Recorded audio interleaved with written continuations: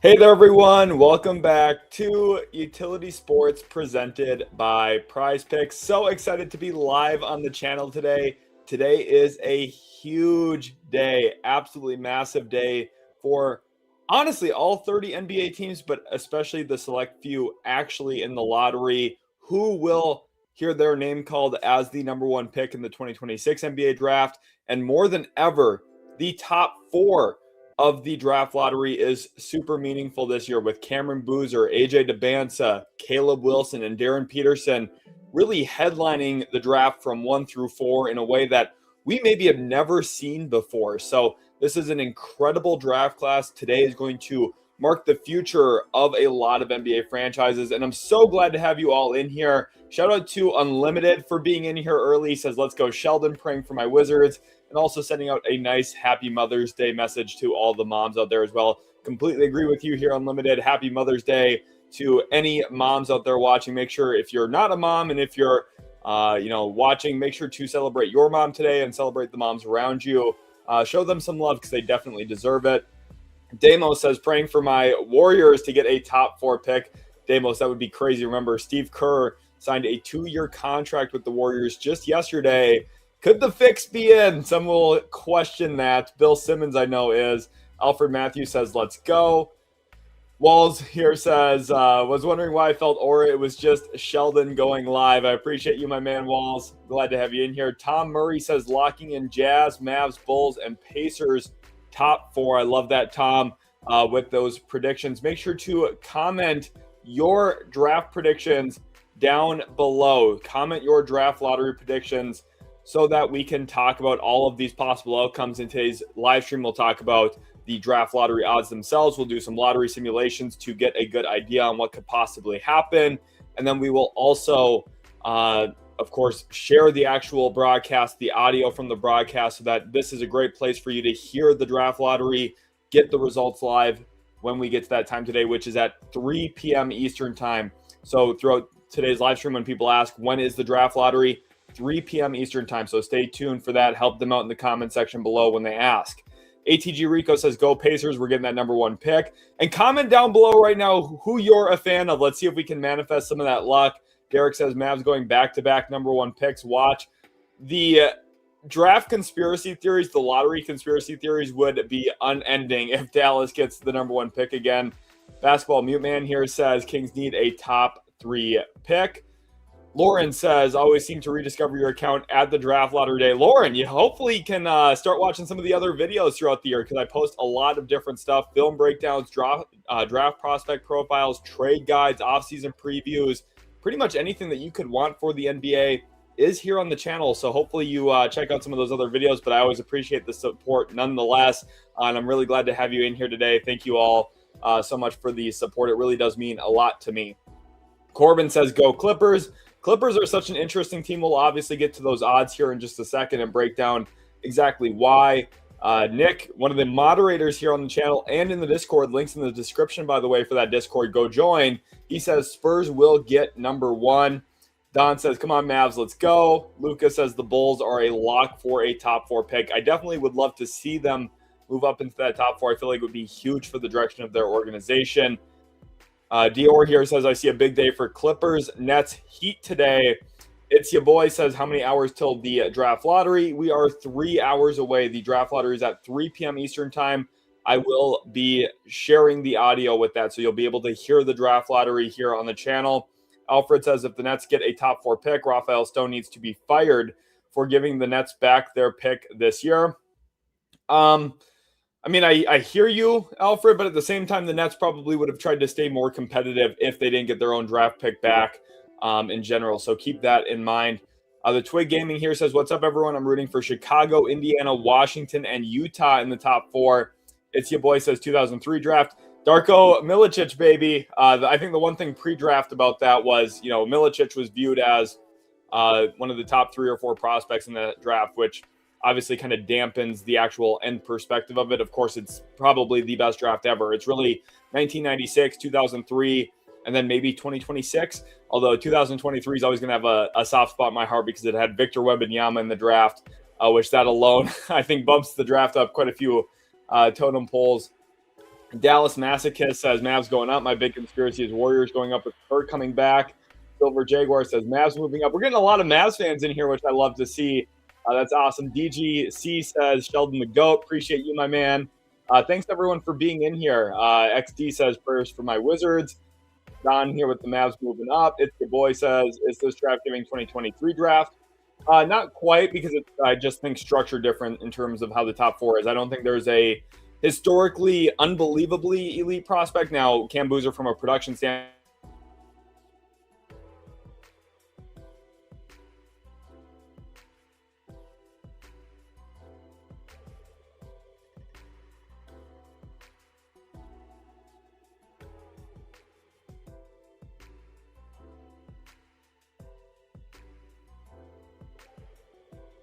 I was saying that, sorry, my internet today has been really spotty, so that might happen from time to time throughout the stream today.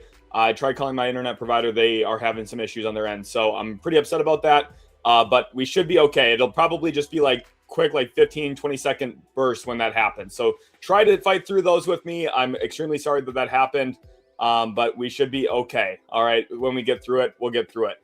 But I don't think this draft is quite like 2023.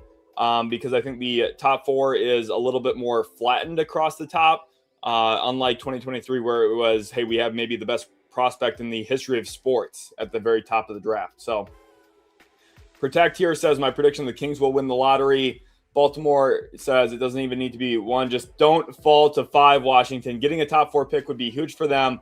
Love seeing all of these predictions fly in. Thank you, Matthew, as well. It's your boy.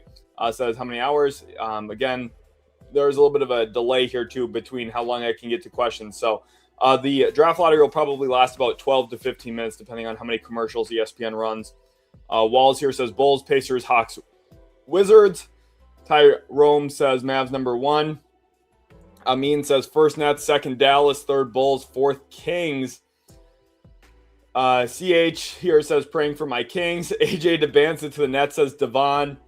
Imagine the Bucks get number 2 if New Orleans pick and their other pick both move to 1 and 2. Yes, so the Hawks will have the higher of the two, and I feel like now is a great time.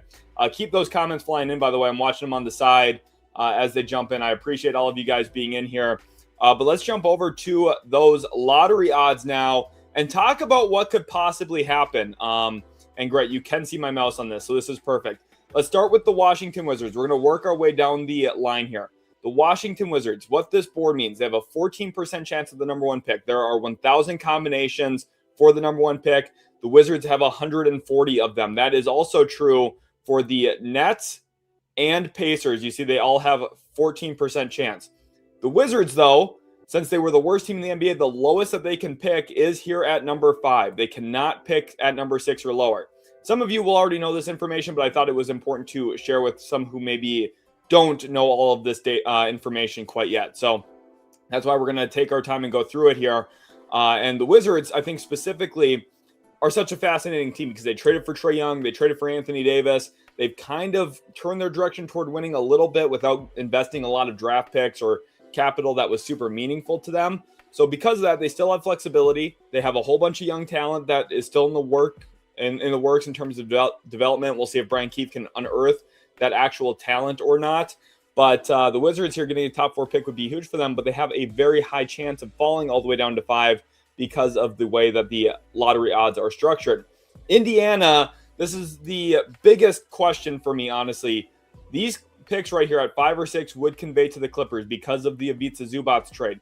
The Pacers took a real gamble in that trade, but if you think about it through the lens of that top 4 and who could be possibly available, which I am planning on sending in a poll here as well, the Pacers were very intentional. If you think about the guys who might be at 5th or 6th overall, Kingston Flemings, Keaton Wagler, Darius Acuff Jr., those are players that the Pacers would probably just rather have Ivica Zubac than, given the structural needs of their team, the fact that they needed a center so bad. They needed to replace the role that Miles Turner played for them. Now, Ivica Zubac is not a stretch big man, but I think he's going to be a tremendous fit. And if that pick falls to 5 or 6, which there's a 47.9% chance of either one of those things happening, then all of a sudden the Clippers have a top 6 pick in this year's draft. which would be huge for them. But a quick reminder, too, that if the Pacers pick comes in at number 6, that means the Wizards are for sure at number 5 because the draft lottery, it draws solely the top 4 picks. So if Indiana, who had the second worst record in the league, falls all the way down to 6, that means we know both them and the Wizards were not drawn in the lottery, which means Washington then is locked in at number 5. So if you're a Wizards fan, you should be cheering when we get to pick 6, not to see a Pacers logo or a Clippers logo there, because then that way you know for sure that at least there's a better chance that you're not at number 5. If you see a Clippers or Pacers logo, then it's 100% certainty you're in at number 5. So I'm about to put in a poll. Who is going to be the best player from the 2026 NBA draft class? Okay, I'm going to send this in here. I want you guys to answer the poll. And I'm very excited to be debuting polls here on the Utility Sports live stream. This is the first time ever that we've used a poll. So you guys are a part of a little bit of Utility Sports history and lore here. We have the poll going now. So answer that poll down below. Super excited for that. We'll go on with the Nets. You can see their odds here. There's nothing really too specific to talk about with Brooklyn. Obviously, you're just hoping that you don't fall down if you're a Nets fan. The Jazz, same situation here. Their pick was top 8 protected, but because of them winning the tiebreaker with Sacramento, they have the same odds in the top 4 as the Sacramento Kings. But what you're also noticing is that since they won that tiebreaker, they can't fall down to 9, which means they are going to keep their pick this year, which was huge for them. Sacramento, obviously, you're just praying for the lottery luck if you're the Kings. This team really badly needs it. Memphis, they can't pick at number 5 because they were the 6th worst team in the NBA. Another situation where you really want it. Now we get to these Hawks picks, right? And you'll notice that Atlanta gets the best of Milwaukee or New Orleans. So more than likely, the most likely outcome is that the Hawks pick at number 7 is probably number 7 or number 8. You see a 35.6% chance that the Hawks could have this pick. Now, the likely outcome, though, is another likely outcome, not the likely outcome, but another likely outcome is that one of these two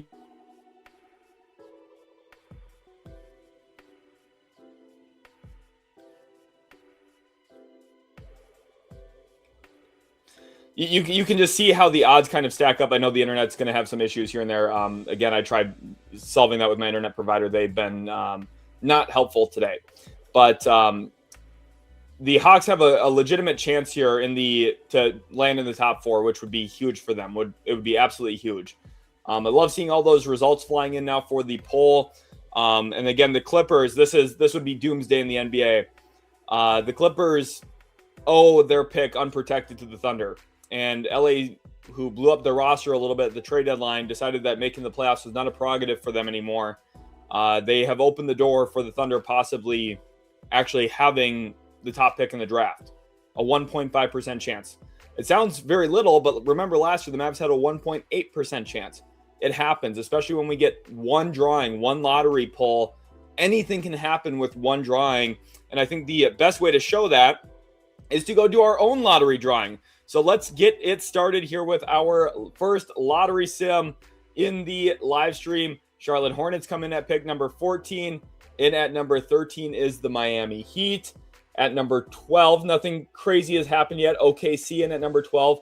Let me pause this real quick too. This is how the lottery drawing is going to look in real life. So for some of you who maybe this is your first time ever really caring about the draft lottery, or the first time you're planning on watching it or being at least aware of it happening live, the draft lottery is shown or presented to fans in this order, where Deputy Commissioner Mark Tatum will sit up there and open envelopes showing the team that picks. So at number 14, he'll probably show a Hornets logo. If he doesn't show the Hornets logo and he were to show Miami's logo, for example, that means the Hornets jumped into the top 4.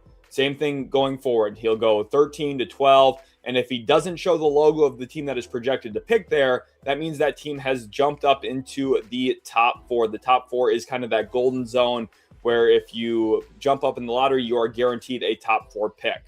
At number 11, Golden State comes in here. So nothing through the first 4 selections so far. Number 10, Milwaukee stays put with where they were projected to be in this lottery simulation. We've had kind of a mild lottery sim. Chicago stays where they are projected. You can see the odds flashing across the top. Dallas stays at number 8. Now here's that Hawks pick through New Orleans. They stay at number 7. This is crazy. Usually in these lottery simulations, someone's bound to jump up. But so far through the top 6, there has been, or through the last 8, there has been no movement.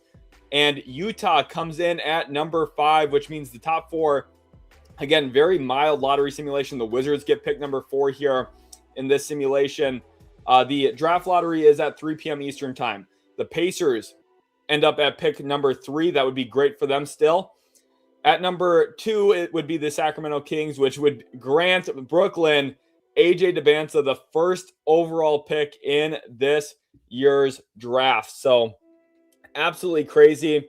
A lot of craziness in that still, even though it was very mild.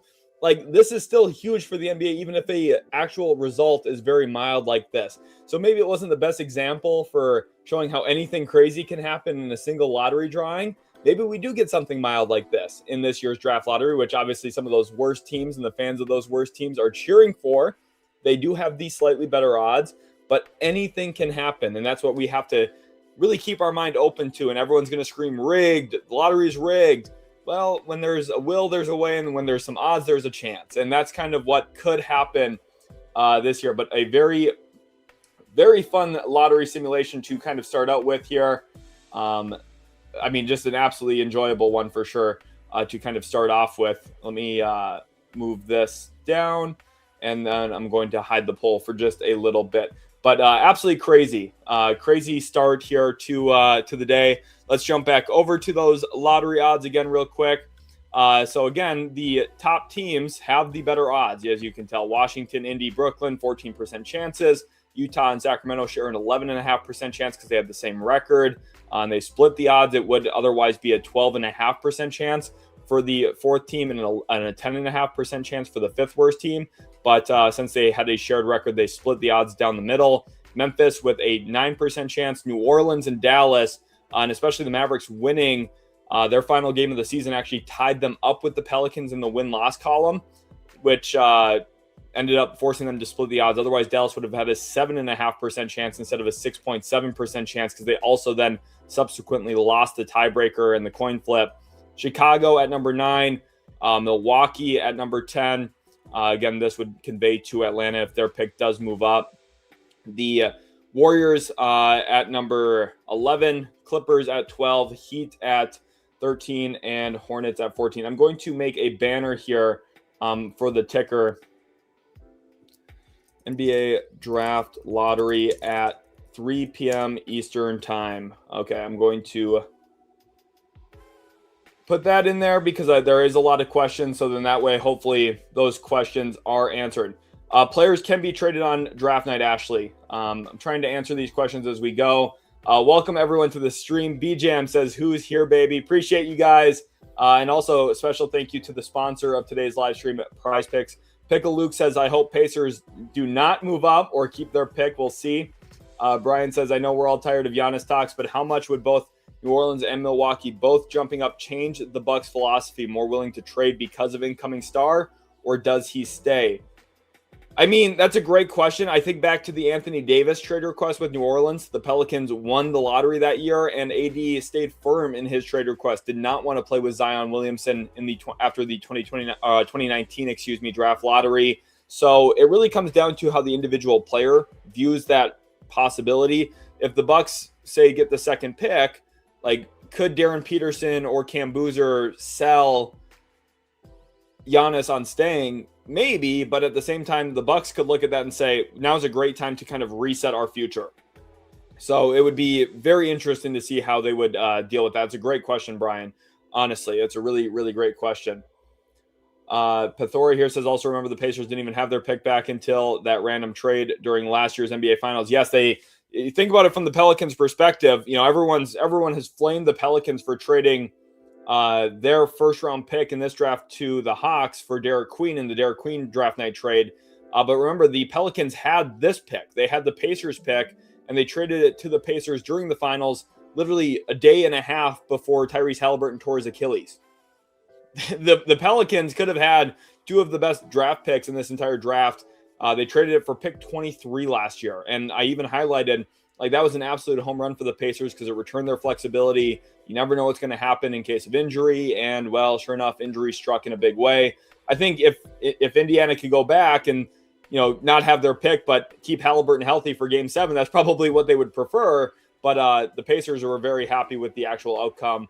Having their own pick back at least lessened the blow of Halliburton missing the entire season. Mason here. Thank you, Mason, for all your support, by the way. He says, how would you grade a Giannis for Evan Mobley swap?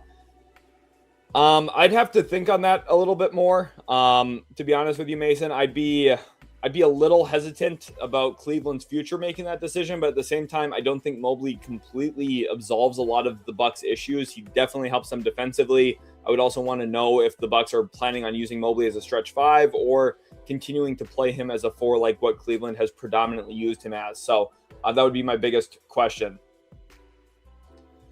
Brian says, I remember being in this live stream 1 year ago when my Spurs moved up to 2. Been a fan since early 2025 draft cycle. I appreciate you, Brian. Everyone comment down below, when was the beginning of your utility sports lore? When did you first start watching? I recognize a lot of usernames, so I appreciate you guys all being in here again today. And if today's your first day, welcome.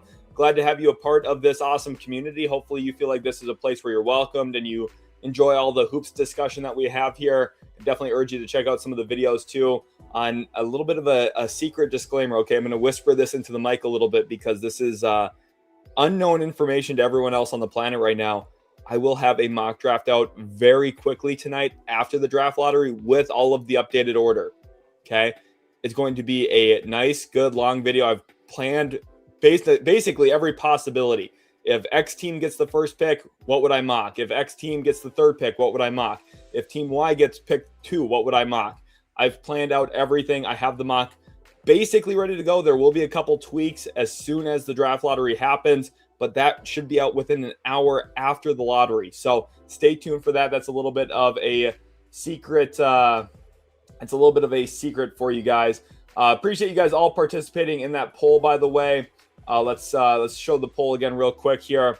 Debanza in at 42%, Boozer at 21%, Peterson in at 27%, and then Caleb Wilson a little bit of a distant 4th at 9%, but you can tell how optimistic everyone is about this draft and how special it is to have 4 players where people can legitimately view them as maybe the actual long-term best player in the draft, which is really awesome to see. And it's not because the top 4 is weak, it's because the top 4 is incredibly strong. So it's absolutely awesome, and it's great seeing you guys all participate in that poll as well in the comment section. So I appreciate you guys all a ton for that.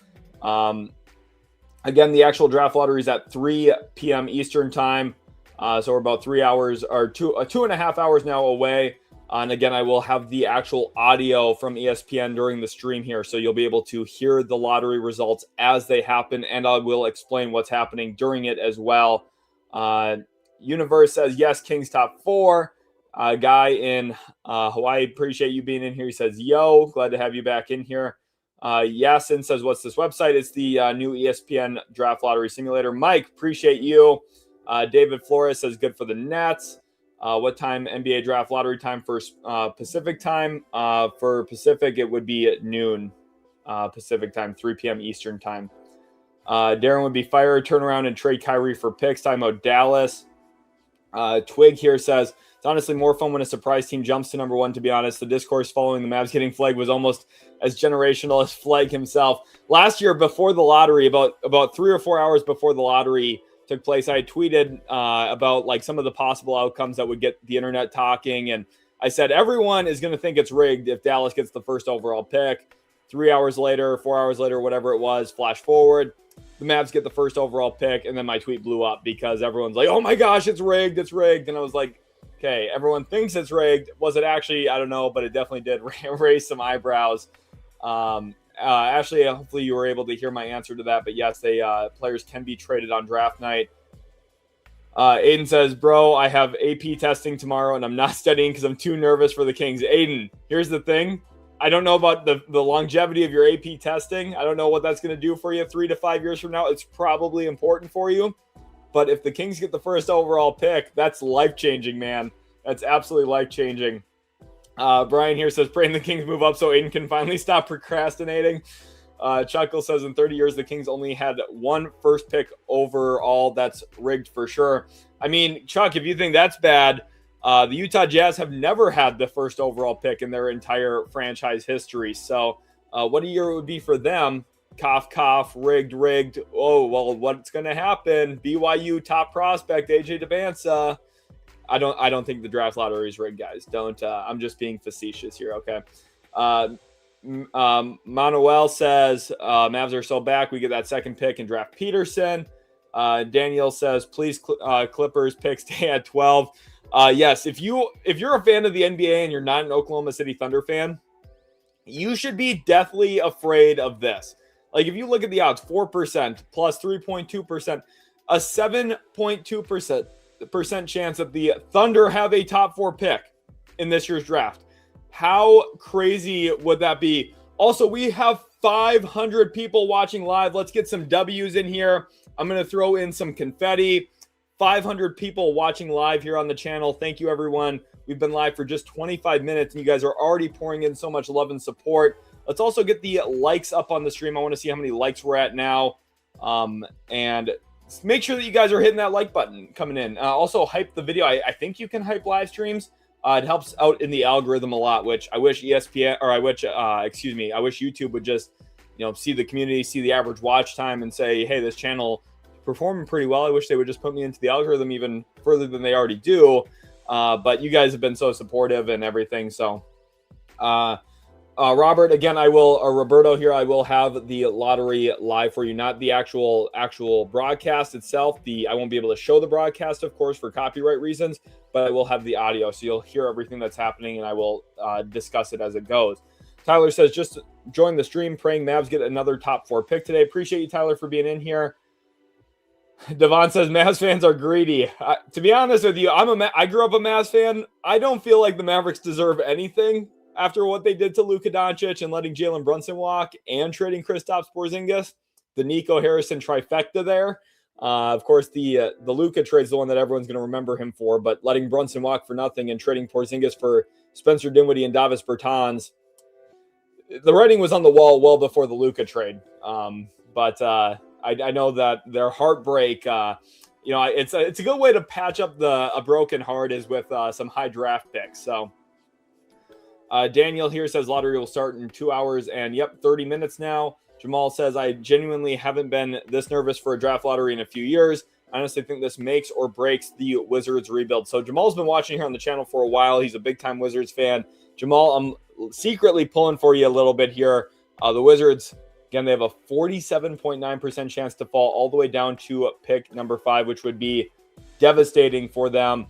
But there's the odds for a top 4 pick as well. What do you guys say to another lottery simulation here? And this time, let's do it over on Tankathon, okay? I know the new ESPN site's really fun. I am going to mostly lean on that. But, guys, it's draft lottery day. We have to do at least one Tankathon lottery simulation for the sake of good old times, right? So let's sim that lottery now in 3, 2, 1. Brooklyn again! That's 2 straight lottery simulations where the Brooklyn Nets have landed first overall. This is music to the ears of those Nets fans.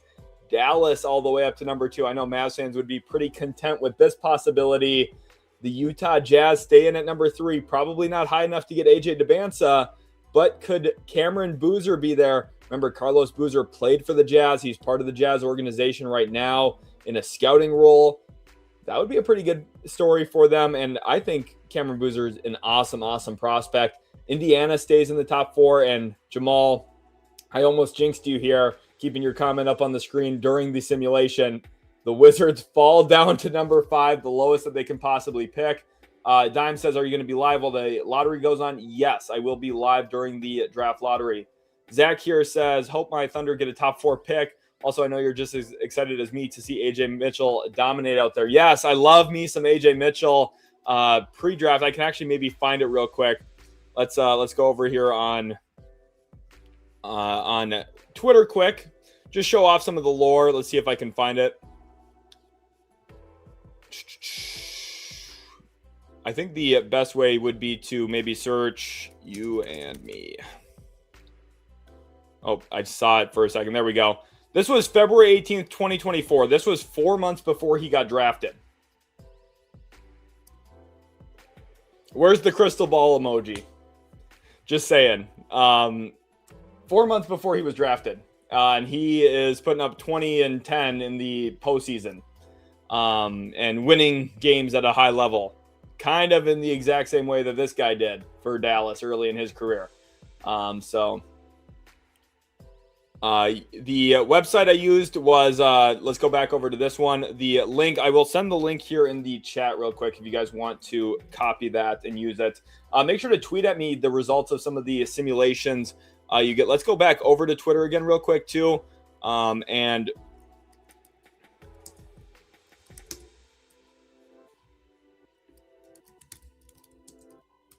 go do one lottery simulation on the new ESPN lottery sim site and tweet the result at me here. Let's make a big thread of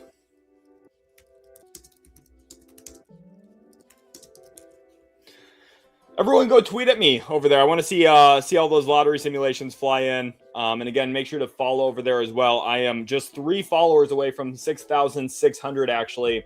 Link is in the description for the Twitter. But let's go back over to the lottery machine now. I think you guys love the lottery sims. That way we can talk about possibilities, talk about what happens. And let's autoplay this at 14. The Hornets come in again at number 14. 13 here projected to be Miami. And it is at number 12. The projection is OKC. Remember, if you don't see their logo, that means they moved up. The Thunder do stay in at number 12. Appreciate all the comments, by the way. I am reading them as they kind of come in here. Golden State at 11. Jamal, I'm sorry that I jinxed you guys. At number 10, Milwaukee comes in now at this spot. Chicago at number 9. So, again, no movement so far early. We've gotten a couple of kind of unique and rare lottery simulations where there isn't a lot of movement here on the ESPN site. Although I spoke too soon. Atlanta jumps into the top 4 through that New Orleans pick. Would be devastating for Pelicans fans. The Kings now at number 6. At number 5, the Washington Wizards again. Jamal, I'm sorry. Wizards fans, I'm sorry. Just unbelievably unlucky so far in some of these simulations. Atlanta ends up at pick number 4. Would be a really great spot for a playoff team to add an elite talent in this year's draft. Utah gets number 3 again, back-to-back simulations where they end up at number 3, at number 2, and number 1. Indiana at 2. Wow, the lottery simulation is loving Brooklyn today. They come in at number 1 again. 3 straight lottery simulations. Laboom Boom wants to know when I will release a full-length mock draft. About an hour after the lottery tonight. Okay, it'll be a full first round mock. Stay tuned for that. Okay, I'm going to, as soon as the lottery is done, I will conclude the live stream and discuss that. So, and get that video rolling. So stay tuned for that. Okay, make sure you guys are subscribed to the channel so you don't miss out on that. Alex says he's been watching since 2023, as has Whoopo. Matthew says a couple of years ago. Appreciate you guys. Okay, says it's his first day. Okay, appreciate you being in here. Really glad to have you part of the stream today. And I hopefully you subscribe. Hopefully you feel like this is a great place to be. Manny says 2025 NBA draft is when I joined. Appreciate you, Manny. It's so great having so many awesome people. Wake Up says the Killian Hayes draft. And you know that's how he's a real truther and a real fan and a real supporter, because I was not nice to the Detroit Pistons during the Killian Hayes draft. I was in fact, very rude. That's the only F draft grade I ever handed out, was for Detroit taking Killian Hayes over Tyrese Halliburton. I've not handed out an F grade since. I never handed out an F grade beforehand. That received an F grade from me. So Wake Up, glad to see you still hanging around, and you stuck with me through some harsh words about Detroit in that 2020 draft class. Alfred says the 2022 draft for me. That was a big year for Houston, obviously, and the Rock. I have got a lot of Rocket supporters here on the channel for all the time spent with the draft, and people want to know about their Rockets when they were kind of toward the bottom of the standings, and now it's been fun watching them improve over the years. Laboom Boom says I started watching last year lottery stream. Appreciate you. Glad to have you back in here.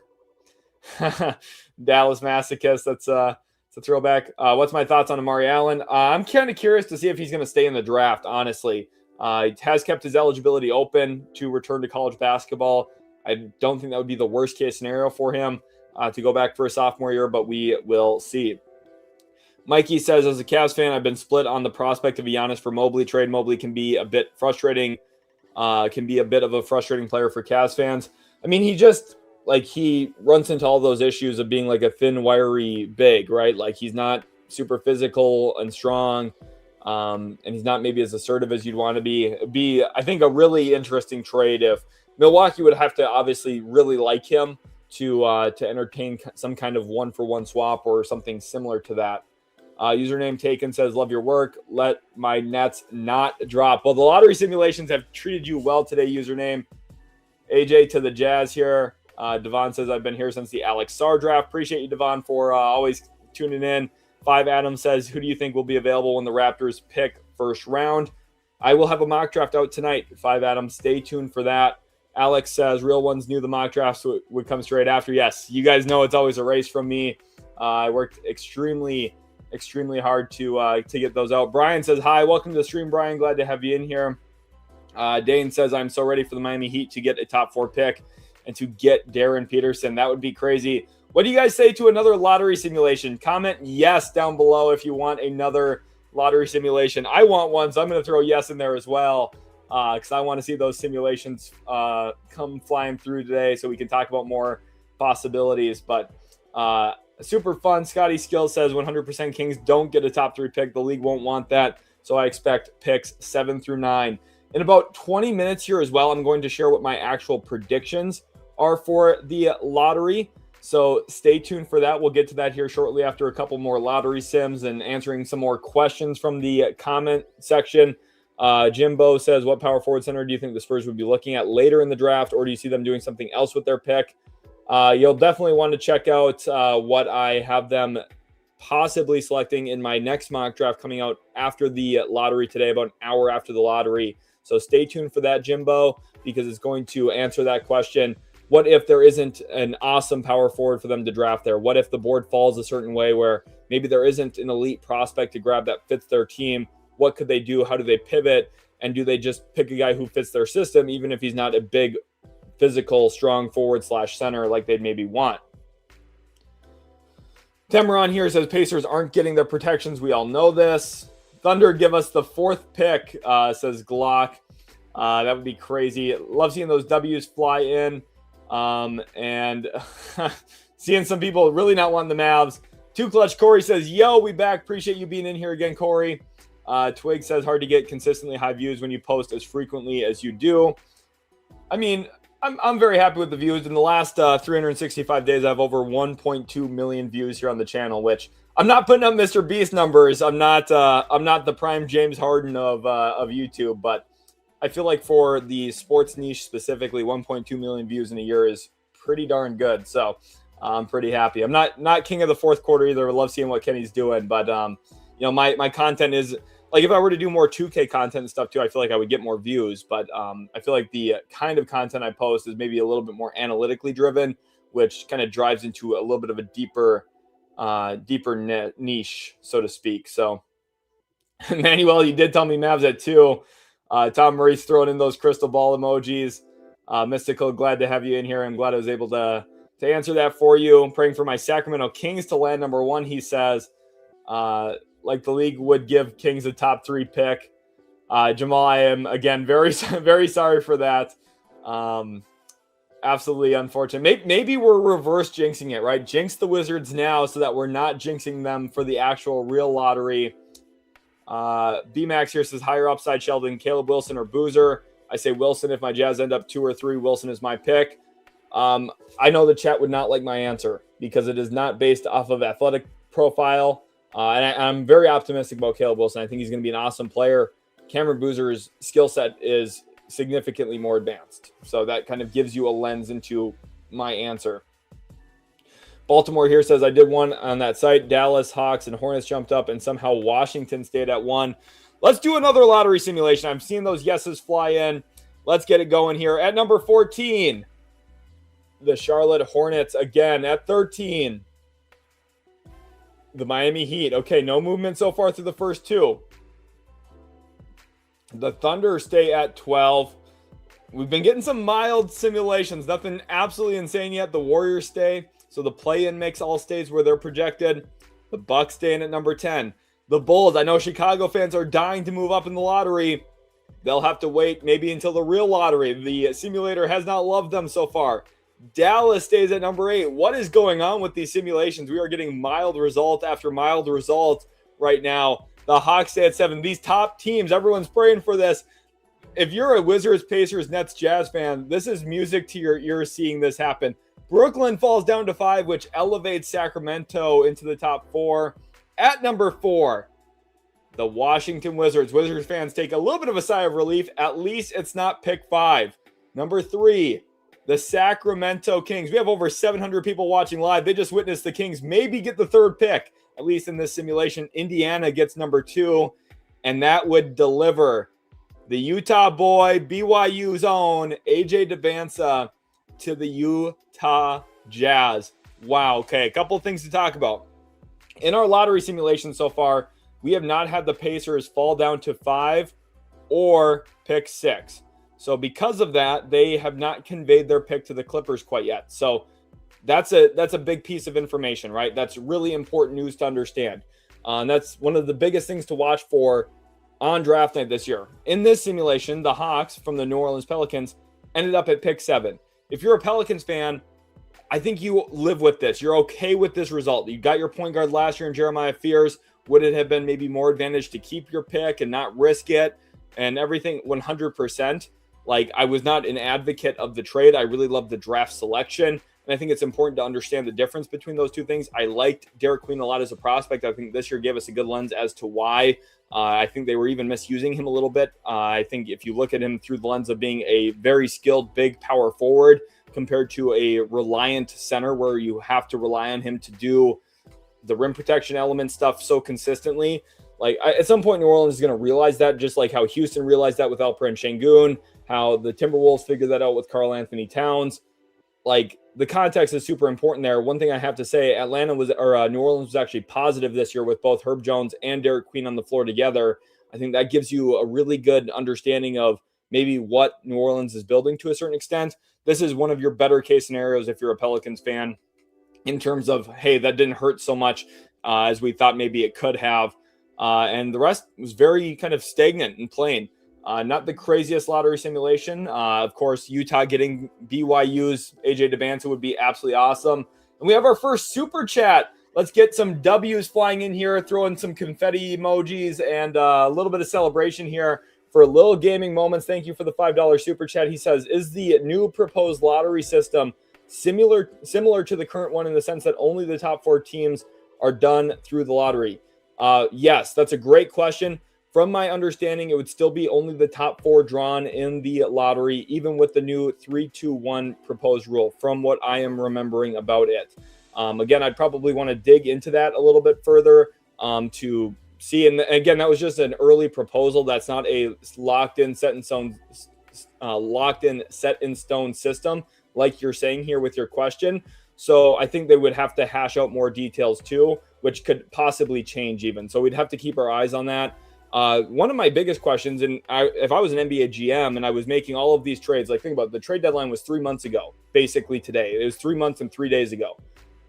If you're making trades and you're projecting the next 2-3 years of your franchise, and the NBA all of a sudden this offseason just says, oh, by the way, we're changing the lottery system for next year when you've been doing months and months and months of planning, like I'd be pretty ticked off about that. And I don't understand how they're able to make these addendums and alterations external to CBA negotiations. And that's something I'm having a huge issue with from a team perspective. If I was running a franchise, I would be very kind of frustrated by that because I'm like, hey, you changed the rules on me. I think about Tim Connolly. He traded for Rudy Gobert, putting him next to Karl Anthony Towns and Anthony Edwards and Jaden McDaniels. It was an unbelievably smart trade. He caught a lot of flack for it at the time, but I loved that trade the moment it happened. I recorded a video calling it genius for Minnesota. It has been genius for the Wolves. But remember, after he made that trade, that following offseason, or later in that offseason, I believe maybe even the next offseason, I might be misremembering this, but it was after. I remember it was definitively after the Gobert trade. The CBA changed and they added in the second apron and first apron rules, something that's never existed in the NBA before. And all of a sudden the Wolves, who invested a lot into a big salary player, were one of the teams screwed the most by that. And I think that's an interesting dilemma with the way that the NBA is operating is teams make plans, they make aggressive moves and decisions, and then they get like kind of hosed by that later if the league just changes the rules on them. So I think that's an important understanding. Mason here says the AJ Johnson pick should have gotten an F grade. Let's should I pull up the AJ Johnson draft grade? Let me see if I can find that. Here we go. I couldn't remember what I gave it. To be honest, it probably should have been an F grade because AJ Johnson wasn't even top 60 on my final big board. So I honestly don't know why I didn't give an F. It probably should have been. I think part of it was I wanted to keep the lore alive for the Killian Hayes thing. Maybe I just never, ever give out F grade ever again. Keep that solely for Killian. But I did give the Bucks a D here. AJ Johnson was so far away from being good, as I kind of pointed out here. So he got a D grade, which is, again, I don't even hand out a lot of those. It's mostly like C minus is like kind of the picks where I'm like, ooh, I really don't like that. To get a D grade is like, I really hated that. And to get an F grade was, oh my gosh, this is brutal. And then Troy Weaver ultimately got fired. So, I mean, like, you know what I mean? I've tried to really reserve the D and F grades because I don't want to be too extreme and turn people off from, oh, he's just giving out Fs and Ds all the time. Like, if I really do that, it's like, wow, that means something. And yes, Mike, I see your comment down there. Yes, Killian Hayes still catching strays years later. But Mason, you're probably right. That should have gotten an F grade. But I'm at least happy that I gave it a D. Maybe it probably should have been worse, but fun times so far. Fun times. Let's head back over here. Again, a fun lottery simulation. I think. So first of all, the draft lottery, it says it down below on the ticker, right? You can see that across your screen right now. NBA draft lottery at 3 p.m. Eastern time. Okay, so that should hopefully help you know when to watch for and what to watch for. I will have the audio live today. We have 700 people watching live, which is just absolutely awesome. Let's see how we're doing on likes right now. We're at 133 likes, which I think is quite good, but I think we can do way better than that, guys. Let's set a like goal for today. Like goal, and I'm going to be pretty aggressive. I don't know if we can get here, so you guys are going to have to prove me wrong. Let's get to 500 likes. Okay, we have 739 people watching live. That would require each and every single one of you to just hit the like button right now, and we'd break this goal by a significant amount. We'd actually beat it by about 50%.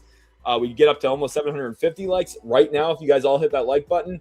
But I'm going to still be aggressive. 500 likes is a lot, but I think we can do it.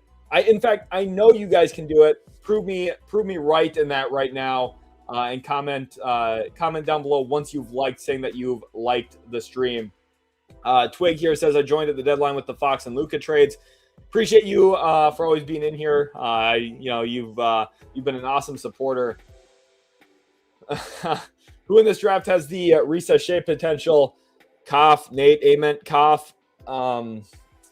Man, teams love their skinny long wings, don't they?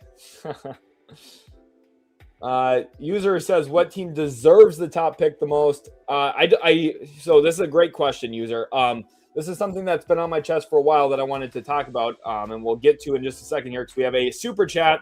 Wish Ava a happy birthday. Pray for the Jazz, #1. Massive thank you for the $2 super chat. Ava, happy birthday to you. And let's manifest the Utah Jazz a little bit of lottery luck, praying for their first overall pick. But let's head back over here. Again, thank you for the super chat. Let's get some W's flying in the chat here as well, and some confetti. What team deserves the top pick? Again, I try and stay away from the word deserve. To be honest, with how the lottery is, and people will say, oh, my team deserves the pick. We were the worst team. That doesn't mean you deserve it. It maybe means you need it the most. I think the team that needs the pick the most is the Sacramento Kings for their future. But when it comes to deserve, I would love to see Indiana get the first overall pick or a top 4 pick at the very least, because they have set themselves up incredibly well through a bunch of smart trades, a bunch of really good decisions from GM Kevin Pritchard. And to see them succeed would be awesome. So that would be absolutely great for them. Big Toe says, how are the Memphis odds for number 6 so low? Aren't we projected 6? Not sure how that works. Yeah, so that's a really great question. Let's actually go back. Maybe I wasn't clear enough on this, and that's a very good question. So Memphis had the 6th worst record in the league. they have an 8.6% chance at pick 6, even though that's where they are projected. So you might say, well, why is it so low? Well, basically, look at every team below them. All of these teams' odds to possibly move up, even though none of them are crazy high, the chance of one of these 8 teams here between New Orleans and Charlotte's picks to move up is probably, as a collective, pretty high, which means it's likely that Memphis would actually move down. If Dallas moves up, for example, or Chicago moves up, that bumps Memphis backward. So let's say the Mavericks move up. Memphis now ends up with pick number 7 instead of number 6. If Chicago moves up and Dallas moves up, that would bump Memphis down 2 spots, which is why you can see with all of these odds and the possibility of one or multiple of these teams moving up into the top 4, that Memphis, if they're not drawn, actually has a better chance of moving down than they do staying put. So that's how the odds work, Baked Toast. Hopefully that clarifies that for you. And when you look at the odds as much as I do and spend as much time in thought and theory about this, you can, it rationally makes a lot of sense, but it's, a very kind of nuanced discussion. And if you don't pay attention to the odds as closely as I do, because I do this for a living and I'm obsessed with it, it's something I could see easily being misconstrued and misunderstood. So hopefully that answers your question for you. Sonny here says, you see Golden State Warriors trading for Giannis if they land a top 4 pick. If they land a top 4 pick, I would hope that they just keep the top 4 pick and get a good player, a player with some, athleticism and legitimate talent around their young core. They've tried that with Kuminga and Moody. They tried it with Wiseman. Hopefully this time would be different. Steve Kerr's back as head coach. He has not done a great job developmentally for young players. I think that's pretty well understood across the league. But obviously he's a great coach when it comes to winning and losing games, and he's been a part of some really great postseason teams. So it's not to diminish Kerr, but it would be a difficult I'm sure there would be internal discussion about that for sure at the very least. Mute Man here says, how do I like the Masai and Schmitz hiring for Dallas? I think the Ujiri hiring is going to be a little overhyped and overrated. The Mike Schmitz hiring was elite. Mike Schmitz is really great. And I think, first of all, he's a huge inspiration to me, Mike Schmitz is, because he has come up through a similar pathway that I am trying to ultimately become an NBA GM or head coach down the road in, using media and social media to leverage my knowledge and expertise for the sport and coverage, to show teams like, hey, here's my portfolio of all my work, how much I care about this, how much time, effort, energy I'm willing to put into this. I built this, and I'm hoping that I end up in a similar situation that he has, and he's earned it. He deserves this. Masai obviously has done a lot of great stuff, was such an integral part of building elite Raptors teams for a long time there in Toronto, and then even before that, his tenure in Denver. He's a good hire. So I don't want to make it sound like I'm saying Ujiri's not a good hire. I do think, maybe people are willing to overlook some of the bad decisions he's made over time, like reacquiring Jakob Poeltl and extending him to one of the worst contracts in the league now, a bunch of missed draft picks, but when he's hit big time. Colin Murray-Boyles this last draft for Toronto. And then you also think about, Scotty Barnes, which that should have been like an obvious pick. I gave it an A+ when they made that selection. That was what I mocked, the final mock of that draft cycle. So it's not like Masai's reinvented the wheel, but he's also had some awesome moments where he's picked guys that were maybe projected later. Someone like Pascal Siakam comes to mind there. So he's had a lot of great moments. I think Mike Schmitz specifically, someone who's very process-oriented and very detailed in his analysis. So I really like the Schmitz hiring for my Mavericks.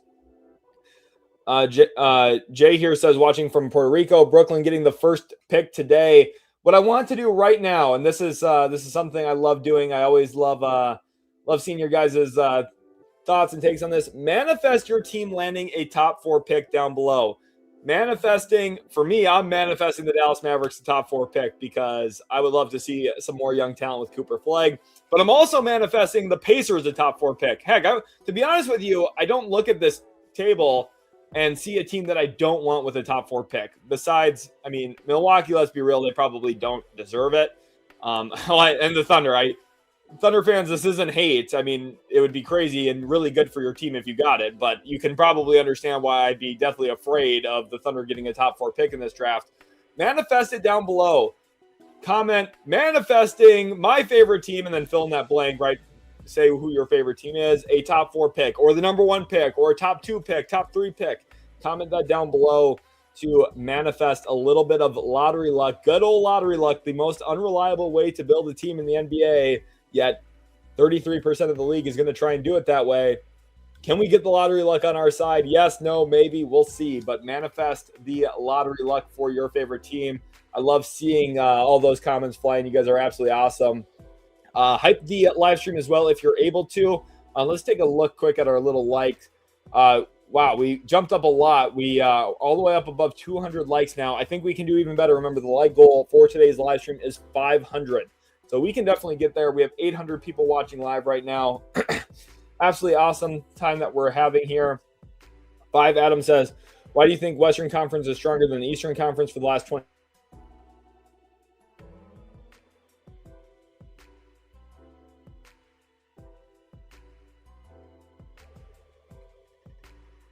I think the travel has something to do with that when it comes to seeing some of these teams like on the East Coast. When a Western team travels east, you know, like Philly and Boston and New York, they're kind of all in a shorter radius, which makes the travel a little bit easier for West teams. But when an East team flies all the way west for a long extended Western Conference road trip, you're going from Portland down to LA, maybe to Texas. Like, you're covering more ground, which is part of a struggle for Western Conference teams when they all face each other, which is, I think, created a lot of parity in the West against each other over the last 25 years. But it's hard for East teams to sustain Western Conference road trips, whereas West teams, I think, are a little bit more equipped to deal with Eastern Conference road trips. And then it also comes down to the fact that there are just some actual quality differences. Like, the Mavericks have been a very well-ran organization for the most part for the last 25 years. The Spurs have been the model of success in the last 35 years or so, 40 years of NBA basketball. They've been just awesome. The Warriors, obviously, their dynasty picked up in a way, and then they signed Kevin Durant. So, like, there is just some of that, like, personnel quality difference, too, that has shaped some of the top teams. But then also there is I think the road trip perspective that plays into it a little bit, too, that no one else really talks about at all. Anthony here says the Kings won't draft because there is no one from Chicago or over the age of 34. The Kings, yes, they love their old Chicago Bulls. That is true. Mikey says, how do you think A-Cup will fare in the NBA? He's been my favorite player coming into the draft during the NCAA season. I have a video breakdown on A-Cup that's about 45, 50 minutes long that I recommend you check out because it really dives into everything, strengths and weaknesses wise about him, on a lot of what I love about him. And how the NBA is played today with the pace and transition play. Like, A-Cuff is a hand-in-glove fit into that kind of style. So I think he's been a little overhated on, but there are some legitimate concerns too. So Max says he's getting anxiety from watching the stream. Too Clutch Corey says, I'd love that for Sacramento. Sean says this is real. Well, I mean, we're talking about lottery odds, and we're kind of playing around with the simulations a little bit. So not the official order, but we're just talking about possibilities.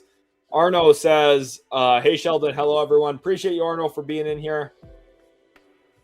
Charles says 1 through 16 is all lottery in the new system, but worst 4 teams can only fall to 12, I think. Oh, that is right, actually. That is right. I remember that now.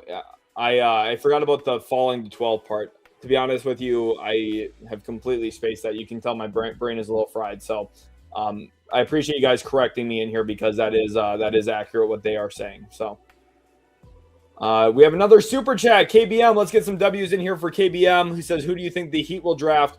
Well, I'll have a mock draft coming out tonight. If they're in the top 4, watch out. But at 13, if that's where they do stay, or down maybe to 14 even, they'll still be in a nice spot to add some real talent. And I like quite a bit who I mocked them, or who I'm planning to mock to them at the very least at number 13. So stay tuned for that. Jarrett says, I'm a University of Utah fan first and a Jazz fan second. If we get the first pick and draft a BYU prospect, I will be upset. Jared, I'm sorry for that. Your steak is too juicy and your lobster is too buttery. Jay says, yo, welcome to the stream, Jay. Man, Jay's been watching the channel for a while, here with some of those real dog days of the Detroit Pistons franchise. It's great to see them succeeding, man. Shout out to you, Jay. Appreciate you being in here. I think a month ago I would have classified this as a deep class, but as more guys have withdrawn or not entered the NBA draft class, like Mo Krivas, Braylon Mullins, as well as many others that are worth mentioning, like, the draft class depth has kind of diminished a little bit, but it helps next year's class too. So keep that in mind. Wizards top 2 pick is all I asked for, says Foreign Bands. There is a 27.4% chance of that in theory happening, which again, theory doesn't matter because when we go and do a lottery simulation, which I think we should do another one right now, what could happen is anything, right? The Hornets here, let me scroll down to them. The Hornets have a 0.5% chance at the first overall pick. The Warriors have a 2% chance at the first overall pick, but anything can happen. The Heat have a 1% chance and just a 4.8% chance at a top 4 pick, but it's possible. So let's start that simulation now. I'm not even going to do an autoplay. I'm going to click them all. At number 14, okay, the Charlotte Hornets stay here. Let's see if we get a crazy simulation. Let's go into number 13. The Miami Heat stay at 13. Again, guys, the ticker down below tells you what time the draft lottery is at, 3 p.m. Eastern time. At number 12, the Oklahoma City Thunder. At 11, the Golden State Warriors. Okay, now we're into the top 10. The Bucks, this is the logo you should expect to see is Milwaukee. If you don't see it, that means the Hawks have a top 4 pick. At number 10, the Milwaukee Bucks. Now we're expecting to see a Chicago Bulls logo. If you're a Bulls fan, you should be rooting for a Mavericks logo to pop up here. Bulls logo does pop up. At number 8, Kenneth, please do not spam, by the way. I see your comments. Do not spam. At number 8, the Atlanta Hawks, which means the Dallas Mavericks have moved up into the top 4 in this simulation. Everyone spam rigged down below. At number 7, the Memphis Grizzlies. At number 6, it is projected to be the Sacramento Kings. If you are a Jazz, Nets, Pacers, Wizards fan, you are praying to see a Kings logo here. At number 6, the Los Angeles Clippers. And guys, I told you what that means earlier. Remember what happens. If the Clippers pick is at number 6, that means we know who is at pick number 5. That means it is the Washington Wizards. The Wizards fall down to 5 once again in this lottery simulation. The top 4 is the Dallas Mavericks, the Sacramento Kings, the Utah Jazz, and the Brooklyn Nets in this simulation. At number 4, the Sacramento Kings. This is still a good opportunity for them. At worst, Caleb Wilson, maybe Cam Boozer. Still a good outcome for them. Really good outcome potentially. At number 3, the Dallas Mavericks. They get a running mate for the next 10 years, hopefully, next to Cooper Flagg. Kind of reminiscent of the Jaylen Brown, Jason Tatum situation where back-to-back years the Celtics have the 3rd overall pick. They add an elite talent alongside each other. They eventually won a championship in 2024. At number 2, the Brooklyn Nets, which once again hand delivers the Utah Jazz the 1st overall selection in this simulation. Scotty says, like the video, guys. I love seeing all those comments fly in, by the way. It's absolutely awesome. Robin here says, with the 5, says, if Mavs get picked 4, would fans lose their minds if they took one of the point guards over Wilson or Boozer? I would lose my mind. I like a lot of the guards in this draft. Like Keaton Wagler, really skilled. Could they, in theory, be one of the 4 best players when this draft's all said and done 20 years from now? Maybe. But I would be pretty upset if the Mavericks passed on Cameron Boozer for one of the guards in this draft. I would be pretty upset, honestly. I'd be quite upset. And even Caleb Wilson. Like I'm higher on Boozer than Wilson, but I still like Wilson a lot. Excuse me. I would be upset as a Mavericks fan if they drafted a guard over one of those 2 guys, or really any of the top 4 players in this draft that are currently projected. So great question, Rob. Appreciate you for the $5 super chat. Let's get those W's in there for him as well. Really love the support that we get. I'm even going to throw in some balloons here for all of our super chatters. So if you've super chatted so far today, thank you so much for all of the support. Over 900 people watching right now. Seeing some likes fly in on here, which is great to see. Okay says liked and subbed. That's awesome. Timothy says, go for 1,000 likes. I gave you a like. Okay, we're shooting for 500 first, but once we hit 500, we are then going to pivot toward 1,000. Remember, on the ticker down below, it tells you when the NBA draft lottery is. And I think it's time, guys. Let's take a look at my predictions. Let me know if you want to see my predictions right now. Comment yes if you want to see my lottery predictions. I had a video on this earlier this week on the channel. It is going to be the same predictions, but I wanted to spend more time in today's live stream and talk about it. Damos is saying yes. I'm seeing some of those yeses start to fly in, which is great. So keep those yeses flying in. David says, nah. David, why are you hating on me? No, I'm just playing with you. All right, let's get to those predictions now. My prediction, first overall, the Utah Jazz. Okay. Second overall, I am projecting the Atlanta Hawks. They have really good odds. It just kind of feels like what could happen after the Pelicans traded their swap best pick away last offseason. New Orleans is typically just on the wrong side of history. Pelicans fans know that. It's an unfortunate trend for them. The Hawks getting number 2 would be devastating for New Orleans and elite for Atlanta. I have the Pacers keeping their pick and getting number 3. With the number 4 pick in this draft, where maybe historically you'd be a little disappointed saying, oh, I wish we got 1, maybe even number 2. But getting number 4 in this draft feels really, really darn strong as well. So this is a great outcome for all 4 of these teams. Now, listen, this is not what I'm rooting for. If you're a fan of another team, I don't want you to take this as hate or any purely vibes. This is meant to be fun, okay? So if you're a Wizards fan and you see this, you don't think, oh, Sheldon hates my favorite team. No, not at all, okay? I'm rooting for other teams to get certain picks. I want to see certain things happen.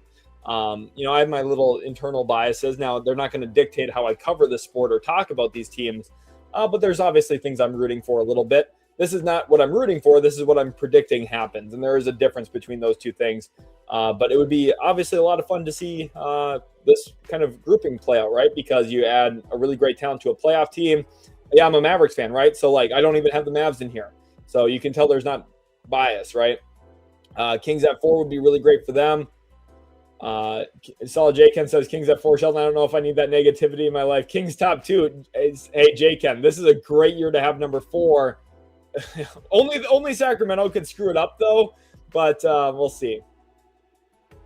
Yeah, well, but I don't think I'm even I hope that it doesn't come across as hate.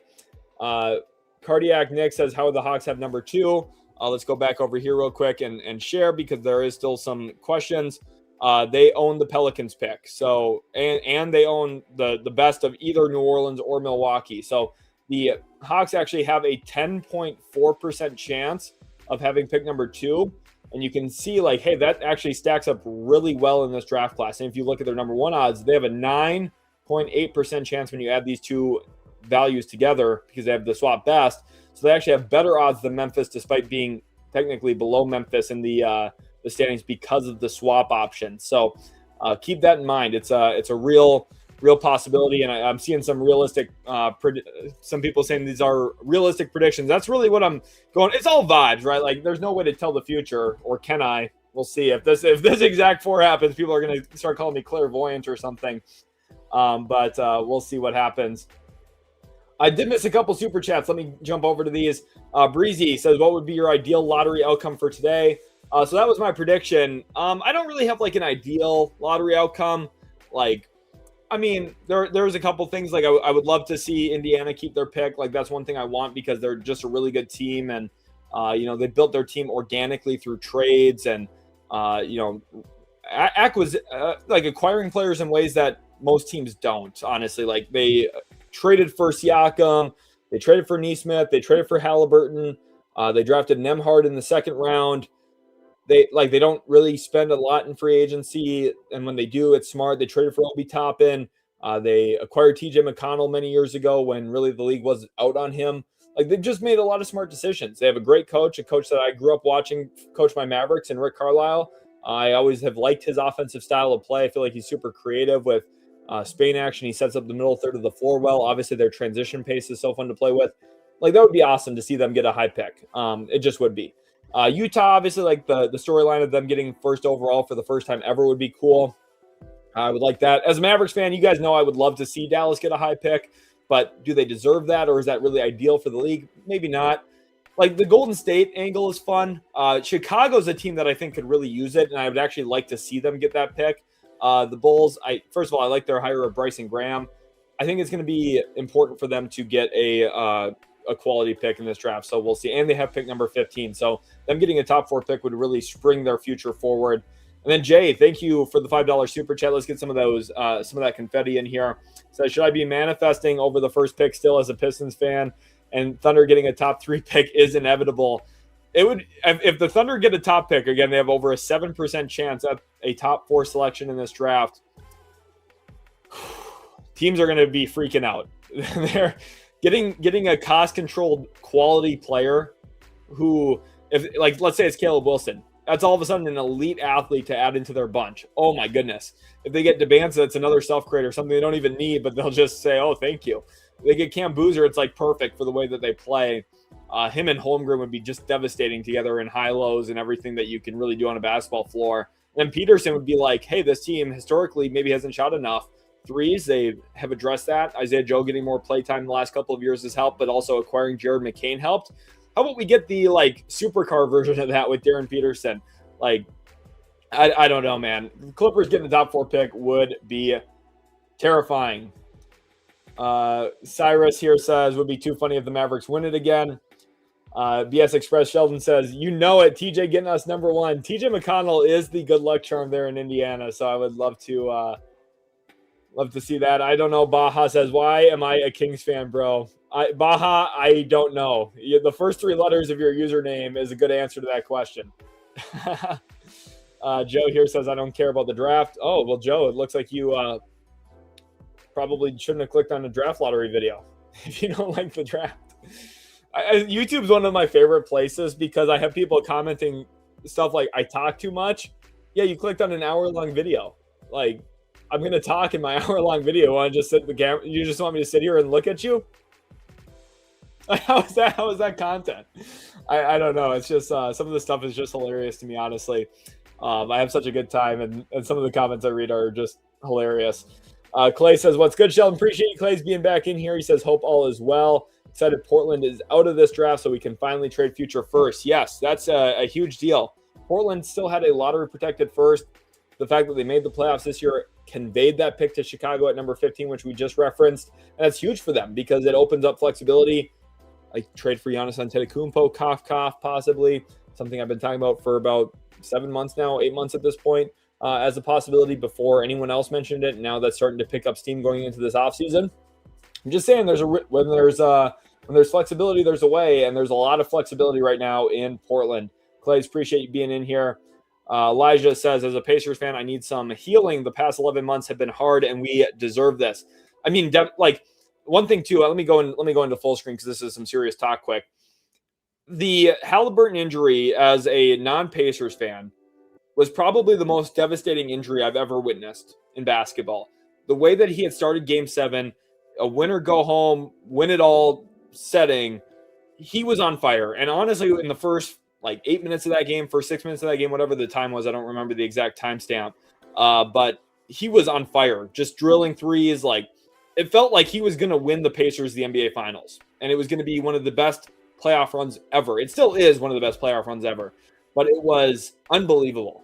And I really watching the beginning of that game. I thought, oh my gosh, he's out here playing through the calf strain, and he's going to do it for them. And then he goes down on the drive, and my heart just flattened. It completely sank. It's probably the most devastating injury ever. Honestly, in terms of time, setting, situation, the way he had started that game, and then the moment he goes down dealing with the calf strain, where I was already kind of cautious about him even playing in Game 7 because of that. I was worried. Look at what happened to Durant playing through calf strain and a whole bunch of other players historically. When there's calf issues, it does really open up your Achilles to some possible injuries. And the moment he went down, I think almost everybody knew immediately what that meant and what that looked like. And then the way that he was on the floor, and he knew instantly, it was just devastating. So that's part of why I'm secretly rooting for Indiana. And again, I'm not trying to come about it as biased or anything, but it would just be this really sucked for the Pacers that this happened to them. They had a legitimate chance at winning an NBA Finals in a Game 7. The worst thing imaginable happened to them. It completely took the air out of their entire roster that game because everyone just kind of deflated in that moment. And, I think getting a top pick this year would just be so huge for their future and kind of righting that situation a little bit. Although if you're a Clippers fan, you're rooting against everything I just said. So Chi-Town Kid says, Chicago Bulls fan here, hoping we get the number 1 pick. The last time we had the number 1 pick was Derrick Rose. We know how that turned out. He became an MVP, but flamed out later on. Yeah, another guy where injuries just unfortunately really hindered his career at the end. Timothy here, thank you for the 2, says top 2 picks from getting rid of Paul George. Are you talking about Indy or the Clippers? Timothy, I'm not exactly sure what your question is here, but I appreciate the super chat. Try and just comment down below in a normal chat, and I will try to see if I can answer your question. And again, thank you for the super chat. Douglas, thank you for the $5 super chat. Says, been watching you since 2020 when the Spurs finally decided they needed to tank to be good. What's the best possible scenario for the Spurs today? Go Spurs, go. Well, for San Antonio today specifically, one of the best things that can happen for them specifically would be winning Game 4. That would be the best thing for them. If they win Game 4 today, then they feel really good, and everything is great for them, and they go up 3-1 in the second round of the playoffs, and they likely have a date with Oklahoma City in the conference finals. That's the best thing that can happen for them today. From the draft pick standpoint, like, I don't think there's a lot that you're like, oh, well, if this team moves up, like, I think what they probably would be rooting for is Eastern Conference teams like Washington, Brooklyn, Atlanta, maybe even Atlanta, although probably not Atlanta because of the future draft pick control. But you're looking at, kind of like Chicago, like basically if the top 4 picks go as east as possible would be best for the Western Conference teams is kind of what I would perceive. Douglas, thank you again for the 5, and hopefully that answers your question. Again, best thing that they can do is win tonight. If they do that, they take care of business themselves, and the draft lottery is a secondary thing to them at this point. Wall's burner account, thank you for the 5, says 2024 it was AJ, 2025 it was Sears. Who's the player you're higher on than most in 2026? Well, first of all, in 2025, I liked Sears. I still had a second round grade on him at the end of the process. Like 2024, I had AJ in the lottery. I would say the player I was highest on in 2025 was Derek Queen, and I think he validated a lot of my reasoning for that. And Kaman Maluach, who didn't get to play a lot for Phoenix, but he was really good. Let me go show this real quick. This is not the best way to view basketball. This is not like look, I'm 100% right quite yet, but I think it is a sign of like, hey, there was a lot of good stuff happening this season. And I'm going to share my screen here real quick. It was, again, low minutes. You don't put all the stock into this, but when Maluach was on the floor, look at what happened to Phoenix's defense. Just saying, size and rim protection matter. Maluach was very impactful. Again, the sample's super small, so don't be like, oh my gosh, he's elite. But Maluach was 4th on my final big board, and I feel very good about that placement still. In 2026, the player I'm higher on than most is Henry Vesar. Vesar I had at I believe 12 or 13 on my last big board. I'm going to do an updated big board, which is why I don't have the exact placement specifically memorized anymore, because I'm working on a new one with a couple of tweaks and everything that should come out hopefully soon. But Henry Vesar is the answer to that, because most people have him in the 30s and at best like the late 20s, and I'm going to have him in or at least around the lottery in terms of grades. So what about Alan Graves? I had a video that Breezy, this is a great question. And thank you for helping me plug the channel here.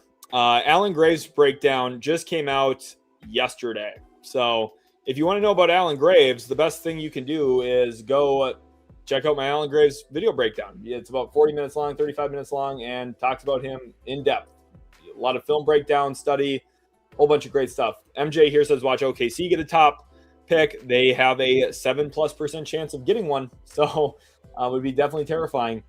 Universe says Spurs already got 3 good ones. Don't be greedy. Well, the Spurs don't even have a lottery pick. So he was, I think, mostly looking at it through the lens of like what other team would get a pick that would be less detrimental to San Antonio long term. Mike says Spurs are going to pick the next Giannis or Maxey at number 20. I'm sure that they'll get a good player. The nice thing is whatever player they draft is going into one of the best contexts already, which makes life easier for them. That is just definitively the truth. It's Money says, I think the NBA is not going to give a tanking team a top pick. I can't see them letting Warriors get a top pick to teach teams. Oh, I can see them letting the Warriors get a top pick to teach teams to stop tanking. I mean, if you believe the lottery is rigged, then this entire screen that I'm showing you here does not matter. If you think that the NBA handpicks who gets the selections, then there's no point in talking about the odds. I don't believe that, but I do know that is a prevalent thought process around basketball. Let's do another lottery simulation. What do you guys think? I think it would be fun to get another one of those going on here. At number 14, let's autoplay this one again because the lottery tonight is going to be quick, just like this. 14, the Hornets. 13, the Miami Heat. So the Heat and Hornets have yet to move up in these lottery simulations, as does OKC. They still continue to wait. Maybe they get lucky tonight, though. Golden State, for the most part, too, by the way, let me pause this real quick. OKC, besides the Chet Holmgren year, they had a lot of possibilities of getting really lucky on draft night or on draft lottery night and didn't for the most part. So if tonight's their night to get lucky, it's terrifying for the league. Milwaukee at number 10. Chicago at number 9, if I had to guess. We'll see what happens. It is them at number 9. So again, a very mild beginning to this mock or to this simulation. But Dallas again. Mavericks fans watching, you've got to be excited and ecstatic. At number 7, the Grizzlies in here again. We've seen this story before with the Grizzlies at 7, Hawks at 8, Mavs into the top 4. Utah this time falls to 6, which means Sacramento has a number or a top 4 pick. At number 5, Brooklyn. So Indiana keeps their pick. The Wizards have a legitimate chance at a top 3 pick, but they get number 4 here. Whoopo says, I'm using all the Mavs luck. Well, if we use it now, at least we know it existed. Maybe the Mavs have no luck at all. We'll see. Indiana at number 2, and that means Sacramento. All my Kings fans, Universal's in there excited. Oh, wow. What a simulation here. Let's talk this one through a little bit. One of the best parts about doing these simulations throughout the year, and especially the day of the lottery and talking about it, first of all, it's fun, right? Everyone wants to know, okay, what could happen? What's the craziest outcome? What this, that, or the other thing? But it's also good because, like, when this happens tonight, it's gonna feel like a rush. Like, where you're like, holy cow, this just happened. I didn't expect this. I didn't predict this. But the more lottery simulations we do, the more opportunity we have to wrap our head around possibilities. What if this happens? What if that happened? What if the Kings get the first pick? What if XYZ occurs? And that's what we're doing right here. So it's really great to see different outcomes. And then that way we can process them, think about them. And then tonight when it happens, we'll know, wow, okay, that actually happened. How do we feel about this? The Kings, first overall, obviously would be huge for them. I don't really think another organization needs this pick as badly as Sacramento does. From the way that they're ran from the top down, from ownership through the management, through the coaching, they need this pick. They need the talent. They need the personnel really badly to overcome some of the other organizational faults that this organization does have. Indiana at 2, everyone should be scared of because the Pacers are really, really darn good. And Zubats was an awesome acquisition for them. Their defense is going to be incredible with him and Nesmith on the floor together. And then you're giving them more offensive talent here in the top 4. Dallas at number 3, getting one of Boozer, Peterson, or Wilson, depending on how it shakes out, would be really nice for them. It's a little bit of a clunky fit maybe positionally with PJ Washington and Daniel Gafford and Derek Lively and kind of the front court that they already have in place there. But Washington would be a guy that I could see them trading if they're drafting one of Boozer or Wilson. And if Peterson falls to them at number 3, which I would think Indiana would strongly consider Boozer at 2, then all of a sudden, like Peterson would probably just be the pick. Wizards at 4, get a really nice player here, probably, in Caleb Wilson is what I would project to ultimately happen with this situation. Thank you, Latvian, for calling me handsome. Don't hear that one a lot here on the stream. Usually, I think about 98% of the chat is probably male, based on the numbers that YouTube shows me. But shout out to our women watching. Happy Mother's Day again. Awesome to have women watching in here too. I know for the most part, NBA discussion is predominantly a male field in terms of who is oftentimes a fan of it, talking about it frequently. Not as many women are interested in male sports, but for the women who are, first of all, I hope you feel really welcomed, especially by me. It's important to me to really continue helping women feel seen and present and part of this space. So I appreciate each and every one of you that are watching right now. And again, happy Mother's Day if that applies to you. What time is it in Eastern time? Look down right there, right down below. NBA Draft Lottery, 3 p.m. Eastern time. Oh, right. What time is it right now? It's 1:26, if that's what you were asking. 1:26 Eastern time. So we're an hour and a half away. The Clay says, does Mulwatch being on the floor with Phoenix being so good defensively really devalue Mark Williams? Well, I think it, first of all, props up Jordan Ott as a coach. I think he's a really good coach. Anthony Manzano says, hi, welcome, Anthony. Glad to have you in here. That Paul George trade might make OKC a dynasty. Oh, well, yes. There's a real risk to that if that was the direction of that question. Dirty Dancer says, I'm way higher on Brazil than most. I had highlighted him as a possible deep sleeper in this year's draft. Anthony says, hypothetically, if my Heat get number 1, do you think they lean more toward AJ or Dylan? Toward Dylan. I mean Darren Peterson. I think they would lean toward AJ, to be honest with you. Steph, hopefully I was able to answer your question. Brooklyn, first pick, let's go. That would be huge for them, obviously, from the simulations. Jazz need to get into the top 3, says Eugene.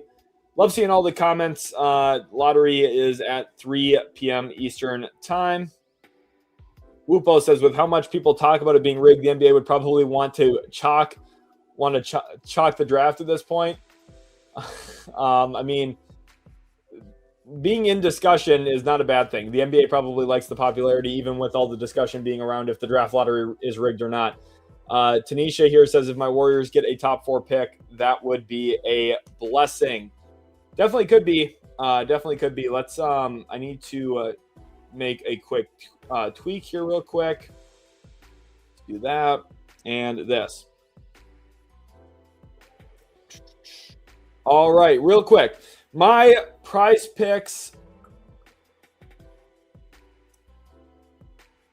My prize picks lineup today centers around Jalen Brunson, Joel Embiid, Karl Anthony Towns, Josh Hart, Kelly Oubre, and Quentin Grimes in that matchup in the second round here between the Knicks and Sixers. Thank you again to Prize Picks for sponsoring today's video.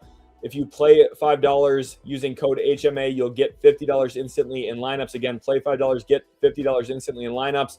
In my lineup today, I have Jalen Brunson at more than 29.5 points.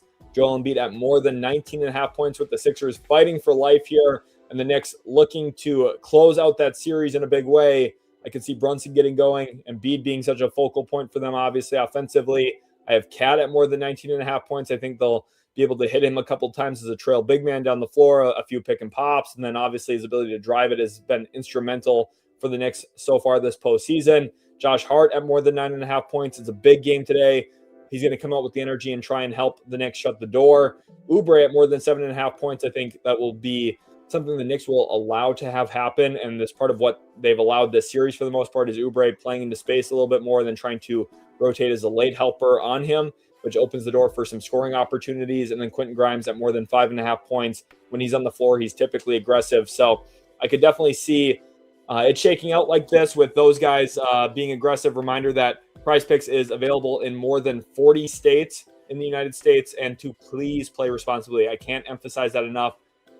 Please play responsibly. Only play if you have the means to do so. You can tail my picks if you go follow me over on Prize Picks. And again, if you use code HMA and play $5, you can get $50 instantly in lineups. Thank you, everyone, for being here today. I've had so much fun talking about the NBA draft as a whole so far. A lot of fun stuff that we've been able to kind of talk about and look at and discuss. So it's been absolutely great getting to have all this discussion with you guys so far. We are an hour and a half away. Let me get a banner, or maybe just a little bit of a timer or something. Let's do...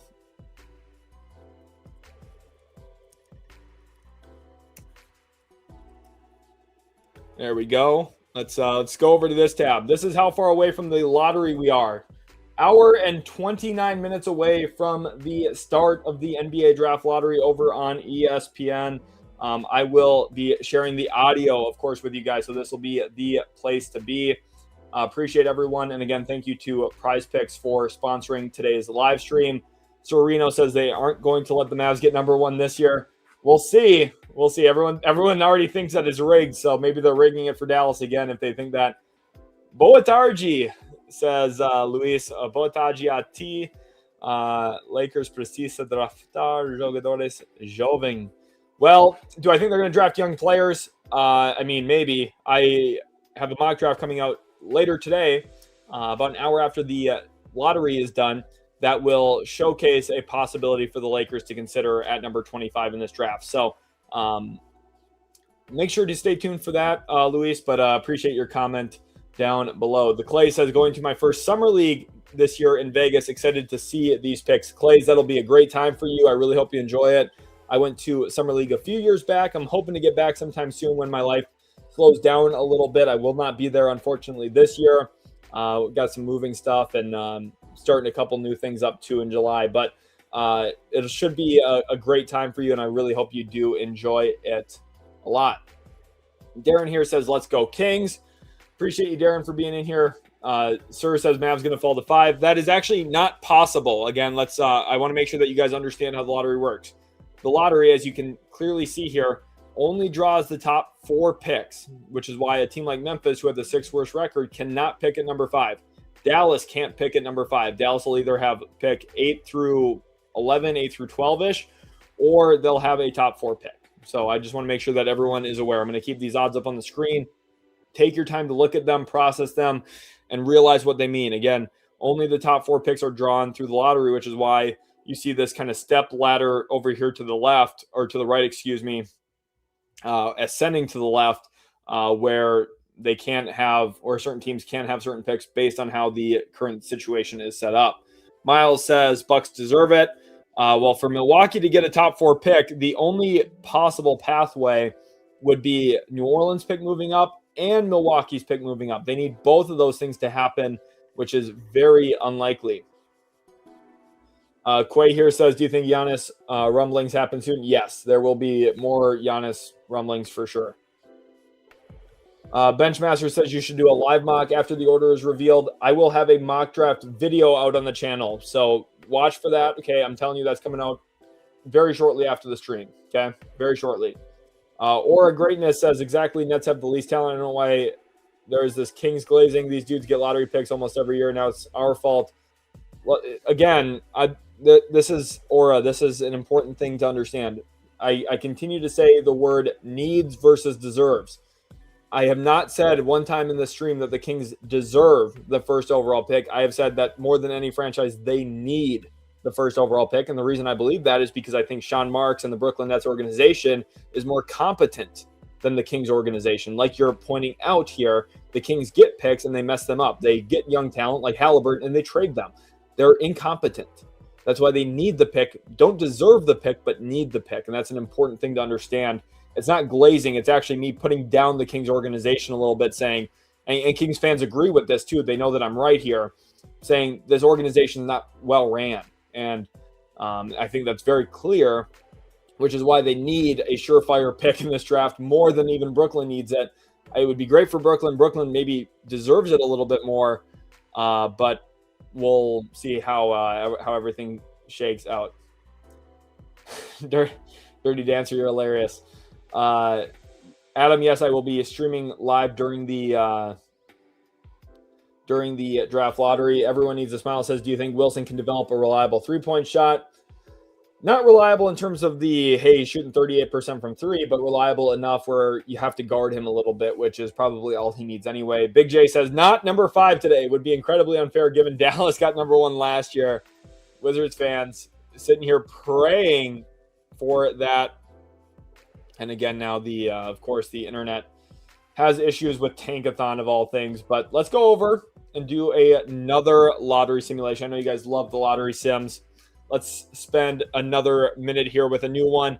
14th overall, the Charlotte Hornets, once again, remember, they only have a 2.6% chance to move up into the top 4, so very unlikely, but not impossible. 13, the Miami Heat, who were projected to have the 13th pick. At number 12, you should be anticipating an Oklahoma City Thunder logo here from the Clippers. That is what we see. At number 11, the Golden State Warriors, they have a 90% chance of having this selection, and they do actually stick with it in this lottery simulation. Again, the lottery drawing will be coming up here shortly, 3 p.m. Eastern time. Let me make sure that the ticker shows that again. 3 p.m. Eastern time is the actual draft lottery itself. The Milwaukee Bucks in at number 10. You should be anticipating a Bulls logo here at number 9. And that is what we get. It's been very calm in some of these lottery simulations. After this sim, we'll go over and do a Tankathon lottery sim. At number 8, Dallas stays put. So the bottom half of the lottery stays as projected with Dallas, Chicago, Milwaukee, Golden State, OKC, Miami, and Charlotte picking in order 8 through 14. At number 7, the Atlanta Hawks move up once again, and the Memphis Grizzlies move up. I believe this is the first time in our lottery simulations today that Memphis has moved up into the top 4. At number 6, the Utah Jazz. This would be devastating for Kings and Jazz fans to see this situation play out. And now this is where things get really dicey, right? You have the Pacers, Nets, and Wizards. If you're a Nets fan watching this, you say, we moved down a lot last year. We don't want to move down again. You still got an interesting player in Yegor Wohlman. He had 5 first-round picks in last year's draft, but getting a top 4 pick would be huge for this team. If you're Indiana, you say, there's no way we can afford to move down. We traded our pick top 4 protected. We want that top 4 pick. Do not let us move down here. And if you're the Washington Wizards, you're sitting there screaming, crying, saying, we had the worst record in the NBA. 47.9% chance that this pick could be ours. What is going to happen here at number 5? It is the Los Angeles Clippers, which means the Pacers have lost their selection in this lottery simulation. And then there were 4: Atlanta, Memphis, Brooklyn, and DC. At number 4, the Atlanta Hawks from the New Orleans Pelicans get a top 4 pick. It would be hard to see Hawks fans being upset about this outcome, even though, again, I'm sure they would love pick 1 or 2 or 3. Getting a top 4 pick at all would feel great for Atlanta. At number 3 now, the Washington Wizards. I think this is a sigh of relief moment for the Wizards. I don't even think the Wizards fans are being too picky here. I don't even think they're saying we need pick number 1. I think they're just going to be content and happy with a top 4 pick in general, which means just 2 teams left. Will it be Memphis? Will it be Brooklyn? Brooklyn's gotten really lucky in these simulations. Not quite this one, though. They fall to pick number 2. I shouldn't say fall, but they did have a tie for the best odds in the draft, which means the Memphis Grizzlies, after trading away Desmond Bane and Jaren Jackson Jr. in the last 12 months, they are now in a spot to add an elite talent. You would have to assume one of Cam Boozer or AJ Devanza would come off the board first overall to Memphis. If the lottery were to play out this way, Jonas says Cam Boozer couldn't even play well versus Lehigh. Well, you might want to look up who won the Player of the Year award. You might want to look into that.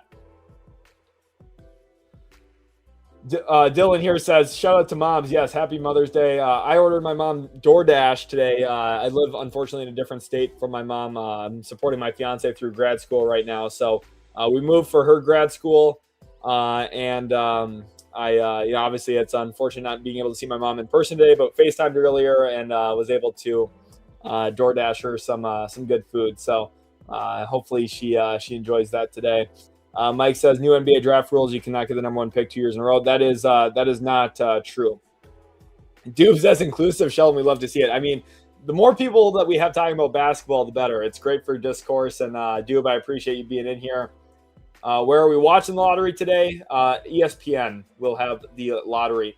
Avery says thoughts on the Mavs' new president, Masai. I talked about it earlier, but a little quick, short discussion for you here. I think it was a solid hire. Maybe not as good as some people will hype it up to be. He did have some low lows with Toronto as well that people tend to overlook, but I think he's still a good hire nonetheless. Grizz here says, where do you see the Pacers next year if they do get a top 4 pick? If they don't, and it falls to the Clippers? If they get a top 4 pick, this team is going to be a true legitimate contender. And if they don't, they'll still be a true legitimate contender. I want to make that clear. And that might sound a little crazy because you might say, oh, well, why are you hyping up the top 4 in this draft? It's hard for rookies to come in and immediately be A-plus level contributors to winning. So even if the Pacers get a top 4 pick, what that really does is it helps their championship window over the next 4 or 5 years compared to just this upcoming next season. It will definitely still be an added boost. They'll get a really good player, and Boozer's, I think, contribution ready. I think Debanza, to an extent, is contribution ready.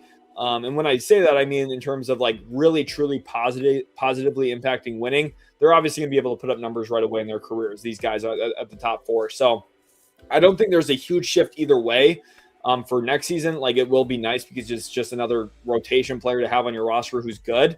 It will help them. They'll be, I think, a even more legitimate contender with this top 4 pick.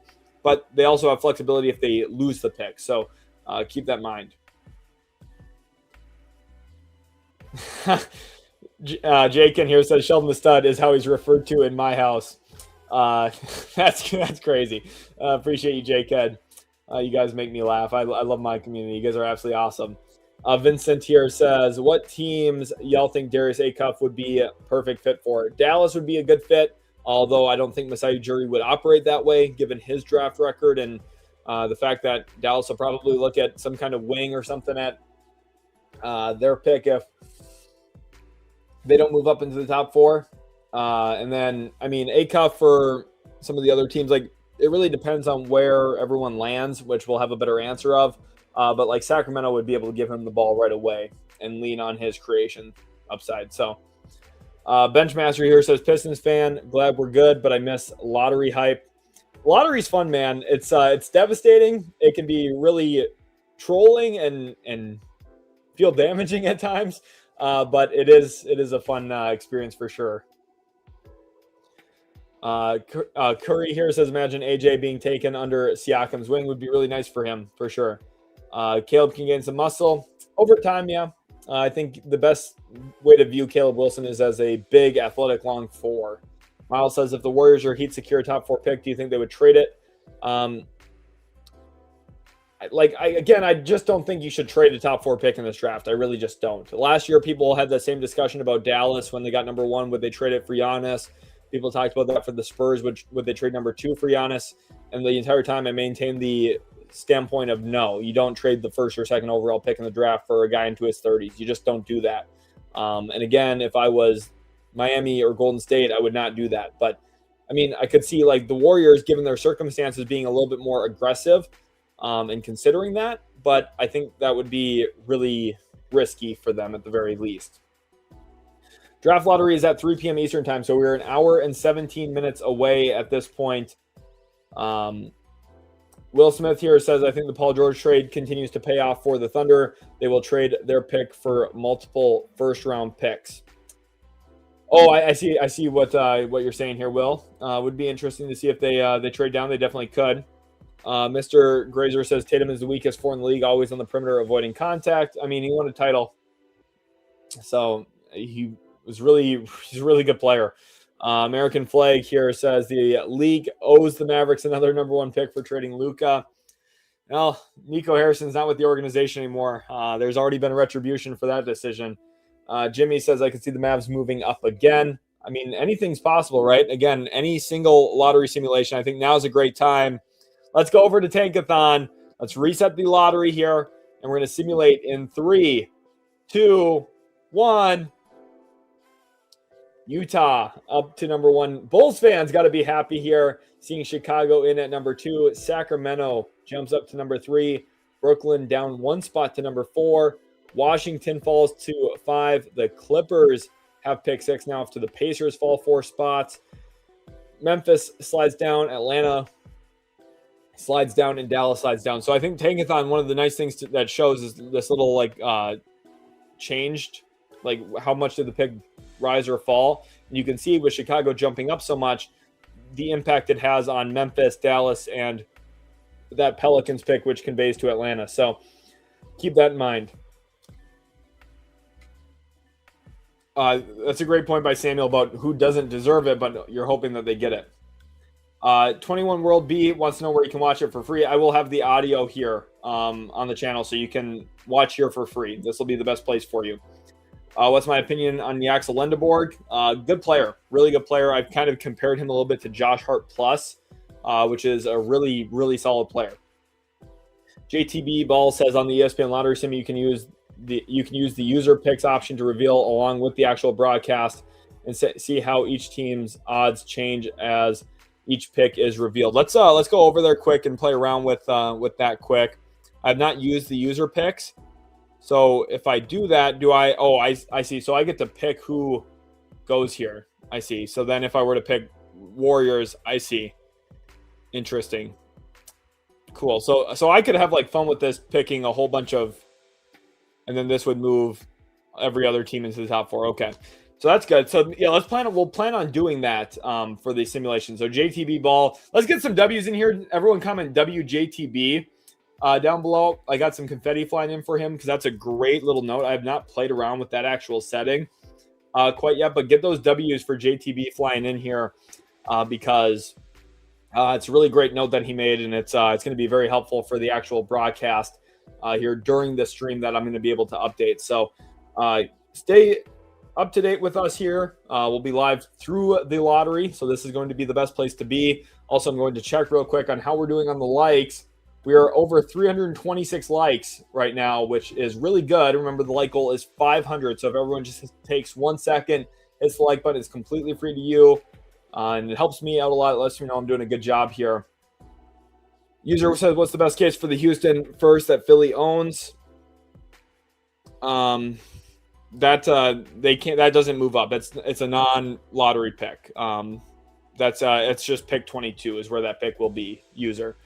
There's no like upside if you want to look at it that way, because that pick cannot move up. Let's go back over now to Tankathon here and simulate another lottery. I just did it on accident. Golden State moved up into the top 3. Chicago moved up into the top 4. Memphis at number 2. Let's reset again here. Should we do another one? Comment yes if we should do another one real quick. I'm having a lot of fun today, by the way, guys. Summer League is a lot of fun. Just really fun time to see some basketball. I do appreciate that you take the time to state that you think the draft isn't rigged, Sheldon. I don't think it is, and I think a lot of people use that as a shield from competitive critique. Brian, yeah, I just think it's important to like state that, especially if you do believe that there is integrity in the league in general. Like, I think it's important to voice that. But we're seeing some more yeses fly in, so let's get another simulation in here. Love seeing those yeses fly in. Mock Draft Monday going to be so hyped tomorrow. Whisper, it's tonight. It's tonight. Mock Draft Sunday this week. Stay tuned for that after the lottery. 3, 2, 1. Oh, what a simulation we've got here, boys and girls. What a simulation we've got. Atlanta owns the first overall pick, but it's not through New Orleans. It's from the Bucks portion of that first round pick swap. Wow. Memphis jumps up to number 2. Dallas jumps up to number 3. And then Utah is the only top 4 team to stay in the top 4, and they get pick number 4. This is a huge development if this happens. Atlanta Hawks fans would be on top of the world. Memphis fans would be very, very happy. This is a great Cam Boozer destination, I think. Dallas at 3 is just tremendous. And then Utah at number 4. Jazz fans would at least be happy to stay in that top 4. And this is devastating for the other top 3 teams, right? Washington all the way down to number 5, where the lowest they can fall to is. The Pacers lose their pick to the Clippers at number 6. The Nets fall all the way down again, down to number 7. Sacramento falls 3 spots down to number 8.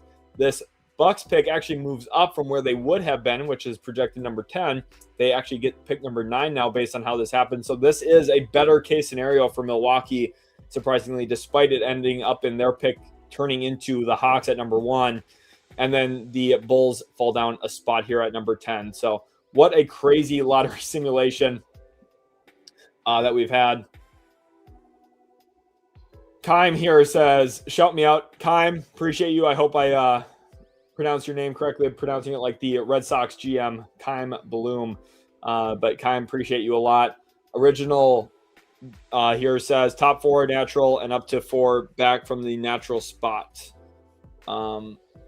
Yes, exactly. You can either be in your top 4 pick, you can be where you're projected currently, or you could fall possibly 4 spots down. That is exactly how it works. American flag, again, it just kind of stems from that exact thing that he just commented. Okay, here's the Mavericks, right? They could either have a top 4 pick, which is the top 4 drawings, or they could be 8 through all the way to number 12. And the reason, how do they get number 12? That would require Chicago, Milwaukee, Golden State, and say this Clippers pick moving up. If these teams move up here, those 3 and Chicago, then Dallas moves down 4 spots. That should explain it to you, hopefully, pretty thoroughly. I hope that I'm doing a good job here. I hope that you guys are learning a lot and understanding all the different possibilities that we're watching for. We're just over an hour away. Chris here says, what's up, Utility Sports? Appreciate you, Chris, for being in here. This Christopher says, hey, Sheldon, I'm a time traveler. Just wait to see who got number 1 with the thunder emoji with the lightning strike. Oh boy, is Chris from the future. We'll have to see. Someone take a screenshot of this right now, just in case. This is, make sure you get the timestamp in there too, because it'd be pretty scary if the Thunder, who, let's go look at their odds again real quick. The Thunder have a 1.5% chance of picking number 1. So if Chris is right here, oh boy, there's going to be some allegations in the chat that we've got time travel in 2026. Mike says, Nets and Kings fans having a beef is the funniest thing ever. Chris says, day 1 fan, love the vibes and videos. Appreciate you, Chris. Glad to have you in here again, supporting all the stuff we do here at Utility Sports. Secular says, really haven't been following basketball this year. Is there an overwhelming number 1 pick? There is an overwhelming top 4 grouping this year. AJ DeBanza is likely the favorite to go first overall. Cam Boozer is the analytics darling, and when you see his processing skill at his size, he is a very special prospect. He is who I have had at number 1 on my most recent big board, and I think it's going to stay that way. Stay tuned. We'll see. It's not to slight anybody else, though. I really like AJ DeBanza, who most people do have number 1. Darren Peterson was in that mix. Just dealt with some health stuff this year where he was cramping and had some real difficulties in his time at Kansas, so he just wasn't able to, I think, maintain that hype. And then Caleb Wilson was unbelievable for UNC, and he's going to be a great pro as well, if I had to bet. So Mr. Grazier says Tatum shoots 34% from 3, but won't ever move in closer. I was not expecting Jason Tatum to catch flack in the draft lottery live stream video today, but here we are. Mikey says, low key though, can you even say that after the draft that the Nets had last year? I mean, I did not like what Brooklyn did last draft. I didn't even mind any individual player specifically like a lot. I didn't love the Dioman pick, but I at least understood it. And he showed some nice stuff this year off the ball. Like, he's going to be fine as a wing, which is, again, what I was projecting him to be pre-draft, which is okay. But I don't know. It's kind of disappointing. Anthony says, Sheldon, I honestly think the Heat stay at 13. Realistically, what European player or North American player do you think realistically fits the Heat system and culture? Stay tuned for the post-lottery mock draft. Okay, again, guys, let me put a banner up for this if I have one. If I don't have one made already, I won't do this. But join the Discord. There's a banner that oh, here we go. I do actually have a banner. NBA mock draft coming out tonight. Okay, so stay tuned. I know you have questions about, okay, who would my team pick at 12? Who would my team pick at 13? What about pick 18? Pick 22? Like, I know you guys want to know those answers. I'm telling you, my mock draft tonight is going to be a full first round mock. It will come out about an hour after the lottery is over. Stay tuned for that. Subscribe, hit the notification bell on the channel so that way you don't miss out on that content. Because once you have that content, you're going to see who I think your team would pick. It's going to answer the questions on fit and what would my team look for, culture, identity, team play style. All of that is addressed. I have analytic data on all of the prospects. Everything that you really could use or need is in that video. So just stay tuned for that. Please trust me. It's going to be a really good video for you, especially once we have the official order of the draft set. Maria here says, what time does it start? It starts in an hour and 5 minutes from the time that I'm saying this out loud now.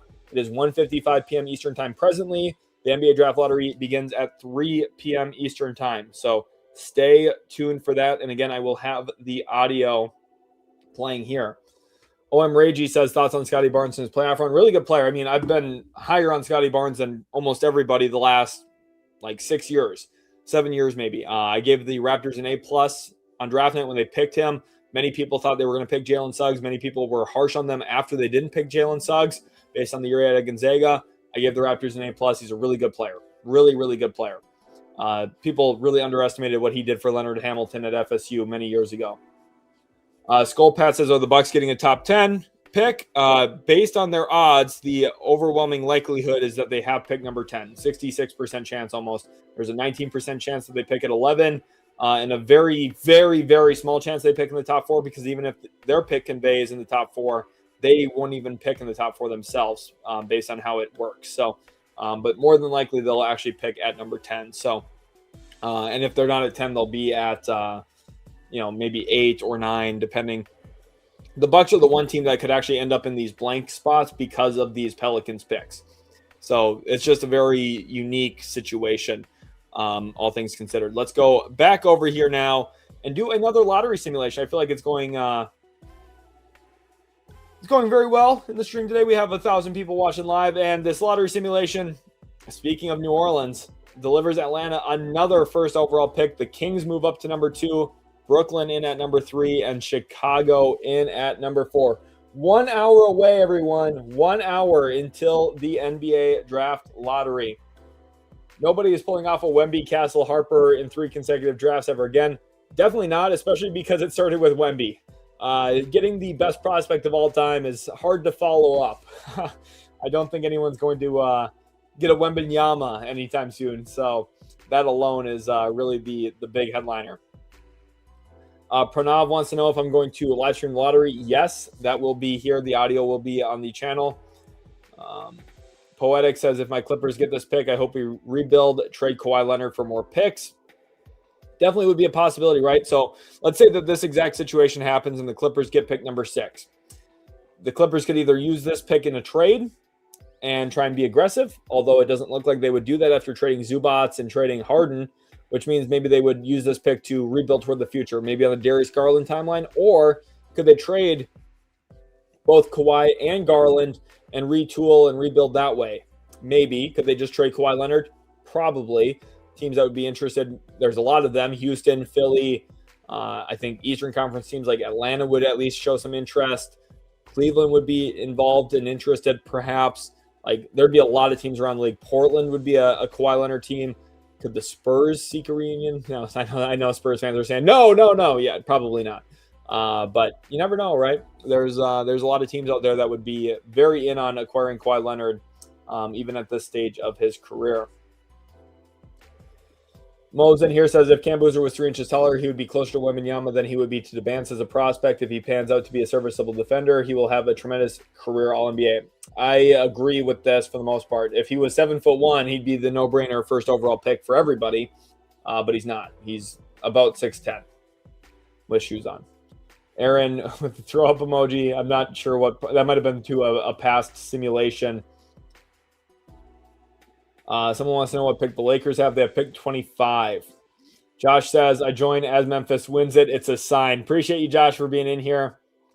MJ says Memphis fumbled with Edie. 49er Media says, I'm in grad school right now, too. Congratulations to you, 49er Media. Hopefully it's all going well.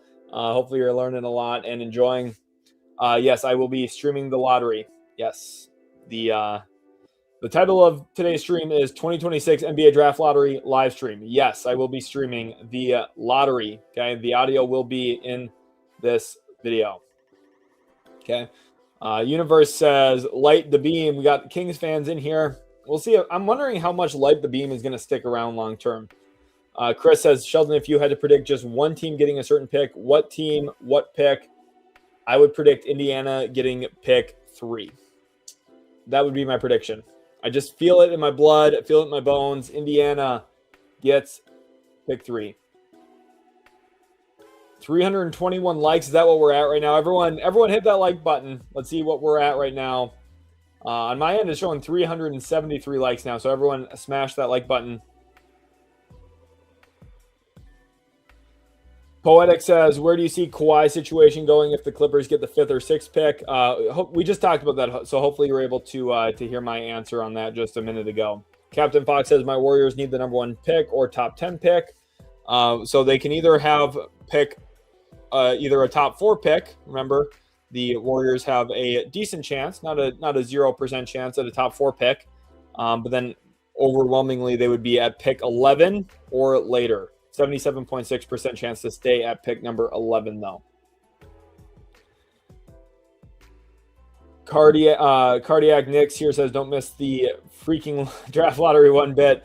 He probably still spurred a little bit from the 2019 draft where he ended up with RJ Barrett instead of one of Zion and John Morant. I remember that was the dream offseason for the Knicks coming up. They thought they were going to get Kevin Durant, Kyrie Irving, and Zion Williamson all in one offseason. And instead, I'm pretty sure they ended up with Julius Randle, Alec Burks, and RJ Barrett.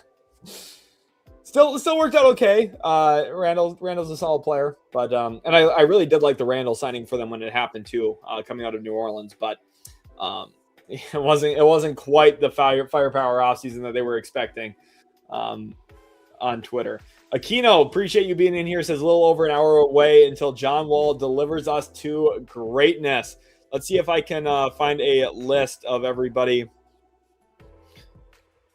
Love seeing all of these messages flying into. Let's go to NBA draft representatives. Let's see if I can find a full list here.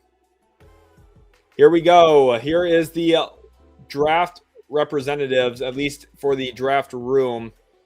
Let's share this tab. So, okay, here we go. Here is the on-stage representatives. So for the Hawks, it's Onsi Sala, their GM. For the Nets, it's Vince Carter.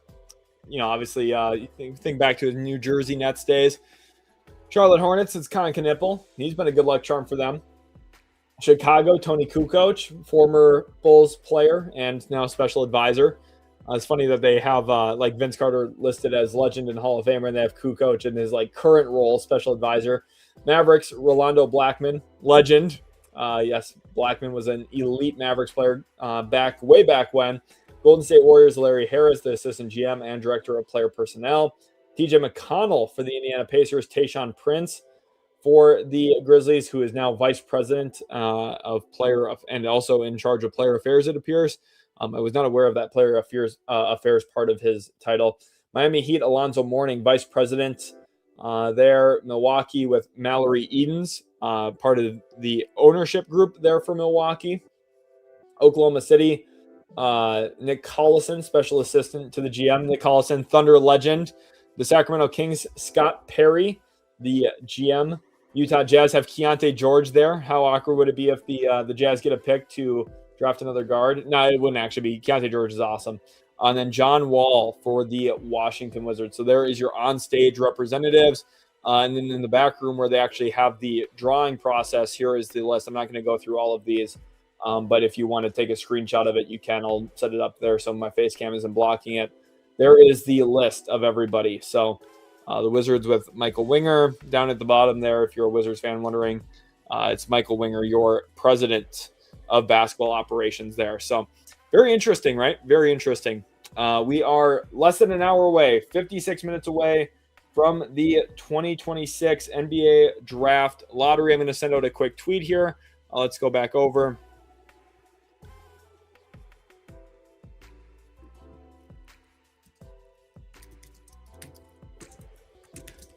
Appreciate you guys all being in the live stream. I'm having so much fun. It's been a great day today. Over 1,000 people watching live, which is just incredible. I am very grateful and appreciative of you guys.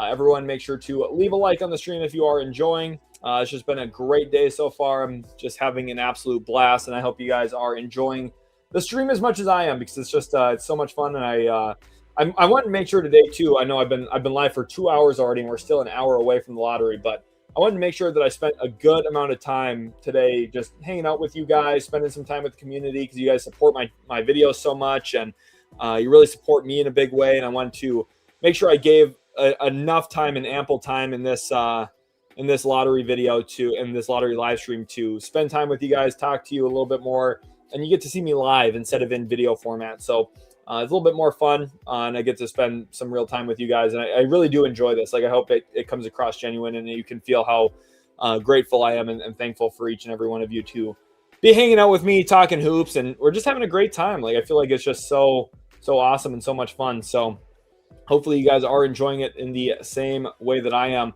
also 70 subscribers away from 37,000, which is awesome. Let's go over here to YouTube quick so I can pull this up for you guys. That's crazy. I was not even expecting hitting 37,000 today, actually, and we are like right there. So how great would that be if we're able to hit that mark? Just 70 more subscribers away. Let's see the live count here. That's down to 67, the golden number for middle school boys right now. 67 subscribers away from 37,000. So it's very cool too, seeing kind of the uptick over the course of the month, which the comment is blocking, but I'll show you that here now. Just seeing it like slowly grow like that is cool. And then today, obviously, a bunch of subscribers. So let's see if we can hit that 37,000 mark today too. That would be absolutely awesome. Draft lottery will be here on the channel. I won't have the actual video shown, of course, for copyright rules, but you'll be able to hear it. You'll be able to hear what's happening, and I'll be discussing it. And I have a plan to show you what's happening too on my end. So stay tuned for that. Ferneck, yep, I am. Thank you to everyone watching over on Twitch, by the way, too. I am live over on Twitch as well. What time in Europe? Finland? 53 minutes from now. I don't know what time it is in Finland right now. I'm going to be completely honest with you, Elias, but 50 minutes from now. Okay. Big Shift says, nice. Ronnie says, Mavs keep jumping up in the lottery simulations. Given it's such a strong draft, could OKC trade their first 2 or 3 future first-round draft picks? What team could trade 2 future firsts for one of OKC's present firsts? I mean, it depends on what happens. Like, I think the lottery is going to be a much better. Like, once the lottery happens, we're going to have a good idea. I'm going to have a trades video out tomorrow. Okay. Tomorrow. I'm trying not to leak the whole script here of what I'm planning, but stay tuned for that. Okay. We'll talk about all the possible trades, everything that could happen tomorrow. Okay. So stay tuned for that. Brian says, crazy that the Bucks can technically get any pick that is not 1, 5, 6, or 7. Yeah, like literally they can pick any real spot in the lottery potentially, depending on how crazy everything gets. It's like a real rarity, and this year has been so difficult for me because it's different than years past because of the swap option and how everything plays out. Wake up! I appreciate you sticking in here all day too. Benko says, how long until it starts? It starts at 3 p.m. Eastern time, so we are 52 minutes away right from the time I'm answering this right now. Harrison wants to know what I'm thinking about the Hawks for Atlanta. I mean, if they get lucky in the lottery here through New Orleans or Milwaukee, it's going to be unbelievable for them. So it would be absolutely huge. I am going to put the stream here as well into subscriber only mode for comments. Now, the nice thing is I'm making it so you only have to be subscribed for 1 minute. So if you hit that subscribe button right now, 1 minute from now, you'll be able to comment. So it's not going to be super punitive. Just hit that subscribe button, okay? And then if you want to keep commenting, go ahead. Because I have seen a few names today where they have not been subscribed before because I recognize all the usernames. Rika here wants to know if I'm going to stream the lottery. Yes, lottery. I will be live through the lottery here today. Wake Up says because the Clippers have a 0% chance of getting 5 through 9. Well, the Clippers actually don't have a 0. So Wake Up, this is one of those unique situations this year too, like I was talking about earlier. The Clippers actually can get pick 5, but it would be through Indiana. They actually have a 27.8% chance. They have a 20.1% chance of getting pick 6, but they, like you're saying here, have no chance at picks 7, 8, or 9. So definitely a lot of crazy stuff. Isaiah, thank you for subscribing. I see that popping up down in the chat live. It's nice because I'm able to put your guys' comments on the stream, but I can also keep up with the live comments too. They're on the side. So I kind of feel like I'm in flow state right now with the comment section. I know I'm a little bit behind on the comments, but man, I'm having fun today, getting to read everyone's comments, see what you guys think. And We're getting the chaos soon here. Sel, I think you're completely right. Voting for chaos today. OKC at the first pick. Oh my gosh. I would be absolutely crazy. Dylan says, who wants to see AJ get buried in Sacramento? At some point, we're going to need to start having players go with shovels out there and start digging themselves out of the hole because at some point, Sacramento is going to hopefully be good. Dude wants to know if we can see the cat. If the cat walks up, the plan today was to start the stream with the cat.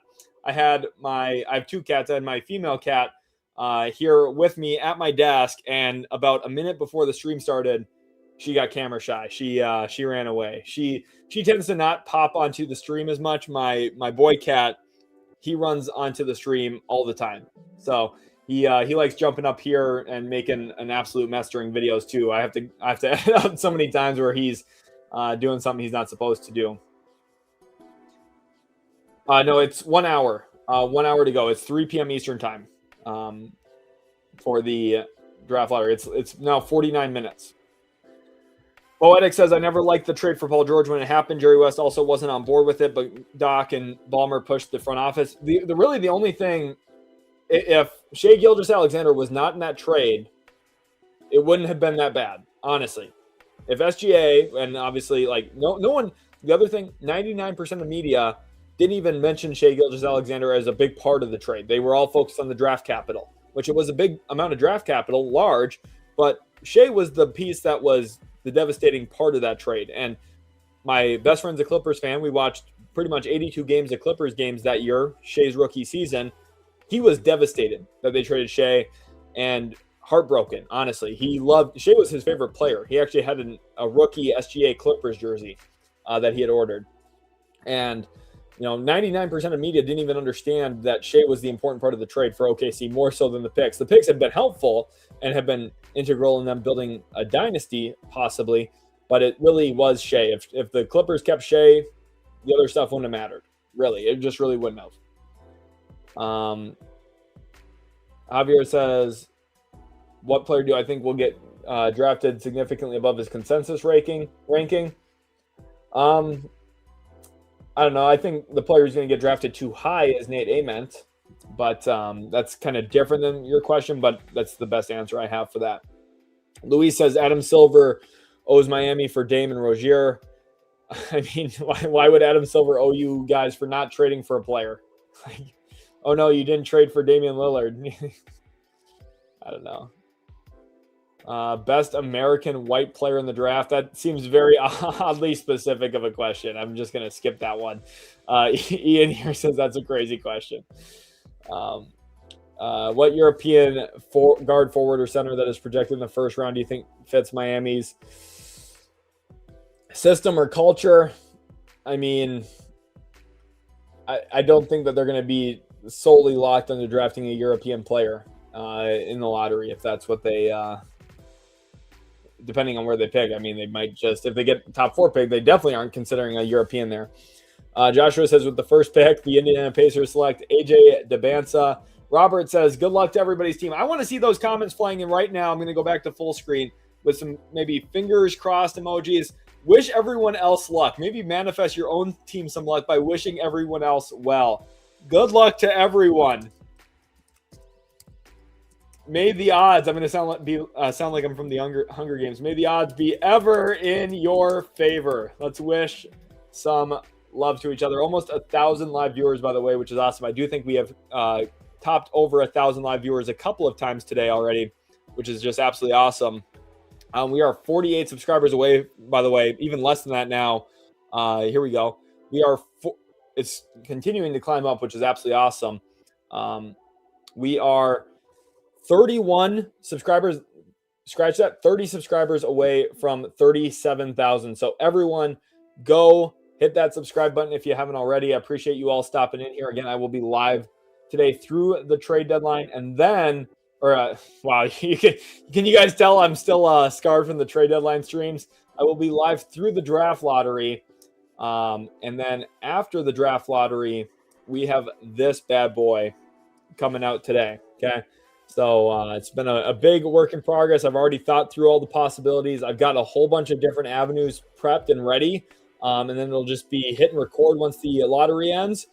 Recording, editing, posting, okay? And it will come out. And it will be out within an hour after the lottery ends. So stay tuned for that. I'm going to work extremely hard on that video to get it out as quickly as possible, so that way you guys have the content immediately, okay? Appreciate you guys. Just Jay, appreciate you for throwing in the W stream. Thank you to all my Twitch viewers watching over there as well. I know, obviously, majority of my following here is on YouTube, but it's always fun to stream on Twitch every once in a while. I try to for these bigger events. So thank you a lot for everyone in here. Let's go back to the real quick. Let's take a quick little gander back on over to the odds, and let's just focus on the number one pick here as a whole. Everyone wants to know, what's my team's odds at a first overall pick? First of all, there's 1,000 combinations. So for a team like Washington has a 14% chance. That means they have 140 combinations, whether that's 1, 2, 3, and 4, or 1, 2, 3, and 7, 1, 2, 3, and 12, whatever the combinations are. There'll be a huge packet that the NBA teams are given, that they'll know what the combinations are. Unfortunately, we are not given those combinations. I wish we were, because I think there could be some flaws in the way that the data works. Just saying. But that's a different discussion. But anyway, Washington has 140 combinations. Indiana, 140. Brooklyn, 140. Utah and Sacramento both have 115 of 1,000 possible combinations. Memphis has 90 combinations, which gives them a 9% chance. The Pelicans pick, which conveys to Atlanta if it strikes number one, has a 6.8% chance, 68 combinations. Mavericks have 67 combinations. Sorry, guys, I should not have done that. I feel like I'm just going to leave it there. The Bulls have 45 combinations, 4.5% chance. The Bucks, which would also convey to Atlanta because of the swap best here, have 30 combinations, a 3.0%. So if you're a Hawks fan, you look at this and say, oh, we have 98 combinations for the first overall pick, which is better than what Memphis has even. So it feels pretty good. Golden State, 20 combinations. So a 2% chance. The Clippers pick, which conveys to OKC, 15 combinations, 1.5% chance. The Heat have 10 combinations, a 1.0% chance. And the Hornets with a just 0.5% chance, 5 combinations out of 1,000. And I'm seeing comments saying that the Thunder need it. Robert wants to know what two cities get an NBA team here in expansion. It will be Seattle and Las Vegas, almost certainly. I'd be completely shocked if it's not. Robert, appreciate you. You guys want a little bit of lore on Robert? First of all, let's get some W's for Robert Lamison down below. I want to see those W's fly in. I'm going to get some confetti in here. Robert was one of the very first viewers of the channel ever. I swear to God, Robert was watching the channel when we had about 100 subscribers. He won a jersey giveaway at the very beginning of the channel. Maybe we'll do another one of those here soon. That would be great. But Robert's been awesome, man. He's supported the channel here for a long, long time. He's a Thunder fan. He's a Jaguars fan. He actually won a Trevor Lawrence Jaguars jersey giveaway, which is awesome, when we did that way back when. He's an absolute legend. So let's get those W's flying in for him. He's been watching the channel for so long and really deserves some love. Halsey here asks, where would Derek Queen go in this draft? He would go outside of the top 10 just like he did last year. Where should he go, or where would I have him ranked on my board? Probably anywhere, like if it was only him from last draft put into this draft class, probably anywhere from like 6 through 9 in that range, maybe even a little bit higher, maybe like 5 through 8, probably in that ballpark, which is awesome. He's a good player, so we'll see how everything goes. Robert says, smash that like button. Clay says, Kawhi to Portland makes a lot of sense for the war chest of Bucks picks. That Canadian, I don't even think that Clay's too. I don't even think Portland would have to give up a lot of them. I think they'd probably just give up 1 or 2 of them, even. And even maybe just one of them and one of their own picks or something. Hark with the interesting questions. Who is the Grady Dick of this draft? Hark has a type, guys. Poetic says Detroit. Titus says go Pacers. Avertex, my Pacers getting the pick. The Clippers are hated by everyone. We'll see if you're a big believer that the draft is rigged, which I am not, but if you believe that, you'd have to think the NBA is not going to shine its face on the Clippers with the whole aspiration scandal. But again, I think that's maybe a little overblown too. But Sushi here says, is there a way to watch the NBA draft on League Pass? I'm not sure about on League Pass. I'm watching on ESPN. Thoughts on Matas? He's a good player. Liked him pre-draft a bit. I think some of the concerns that we're presenting pre-draft are still true today, but he played in a high-paced environment. He's skilled. He can handle a little bit. I think going in further into his career, it's really going to be how reliable does a pull-up jump shot ever become, and a catch-and-shoot shot, because that is what opens up his drive game. He's got very unique skills for a long forward, even dating back to his time at Sunrise Christian way back in high school. So I like Matas Buzelis, good player. I've been a fan of his for a long time, dating back to his junior year of high school. Is really the first time I started to deep dive watch him a lot. It's pretty much kind of the time I watch a lot of these guys is around their junior year. Some guys a little bit earlier, maybe sophomore years of high school. But Matas, good player for sure. Titus says Dallas is not getting a top 4 pick. We'll see. Poetic says Kawhi to Detroit would be like Toronto 2.0, but younger. Definitely would be interesting. They could use his scoring punch for sure. Say Young wants to know, will this stream be until the lottery? It will be through the lottery, not just until, but through it. Sanic here says, thoughts on Keaton Wagler? I feel like he's going to be a superstar for whoever he goes with. Really good player. I like him a lot. I think the biggest sell on him is the self-creation, and specifically with the downhill game, like the deceleration tools and the ability to play into some traffic. I know everyone talks about he doesn't dunk the ball a lot, but I mean, there's some real functionality to the way that he finishes in a finesse setting. So I think that's pretty valuable. We'll be very disappointed if I'm not sure exactly which team he's talking about, but we'll see. We'll see who all moves up. Andres here says, will it be rigged? I think no. I think the answer is no. D Meek says, how did Memphis fumble with Edey when Edey been hurt? And when he played, Edey did well. I think Edey's a fine player. He's just been hurt a lot, which was one of the questions. Ian says the light the beam is staying longer than Vivek. Okay. I mean, I like it. I love that the fan base there has really rallied around it. Guys, 37 minutes away from the lottery. 37 minutes. I have a feeling Golden State will get a top 3 pick, says Isaiah. Remember, yesterday they got the commitment from Steve Kerr for 2 more years. Targeteer for life. Appreciate you with the $10 super chat. Let's get those W's flying in here for Target. I want to see those W's flying into the chat, hyping them up. He says, who are the 3 most likely combine risers? I have Kingston Flemings, Flory Badunga, and Braden Burries, the type of players who catch the combine hype due to the measurements or interviews. I think Flemings is going to do well in the interviews for sure. That's going to be a really solid part for him. I'm not certain about Braden Burries. I think he's actually measuring a little bit shorter than people are anticipating.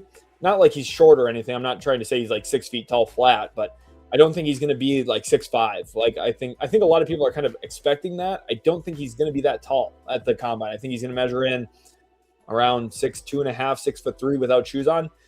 Which is going to seem a little disappointing to some people.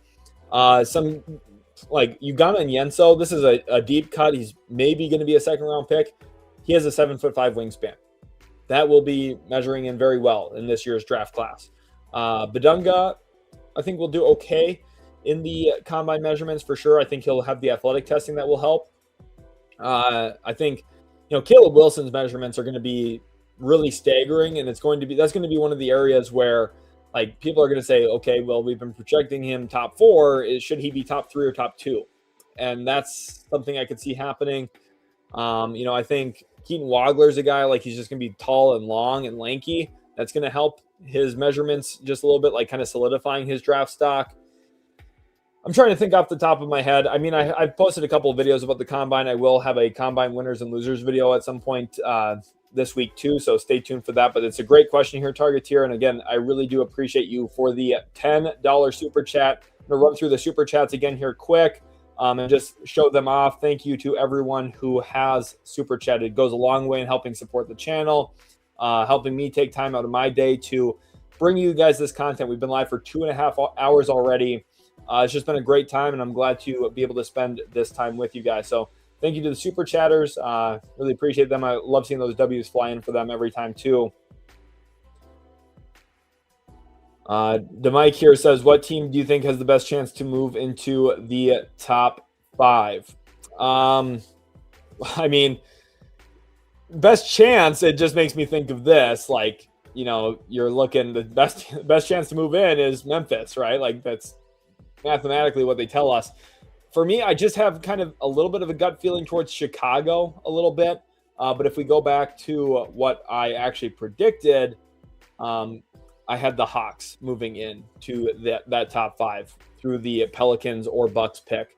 So I had Jazz at 1, Hawks at 2, Pacers at 3, Kings at 4.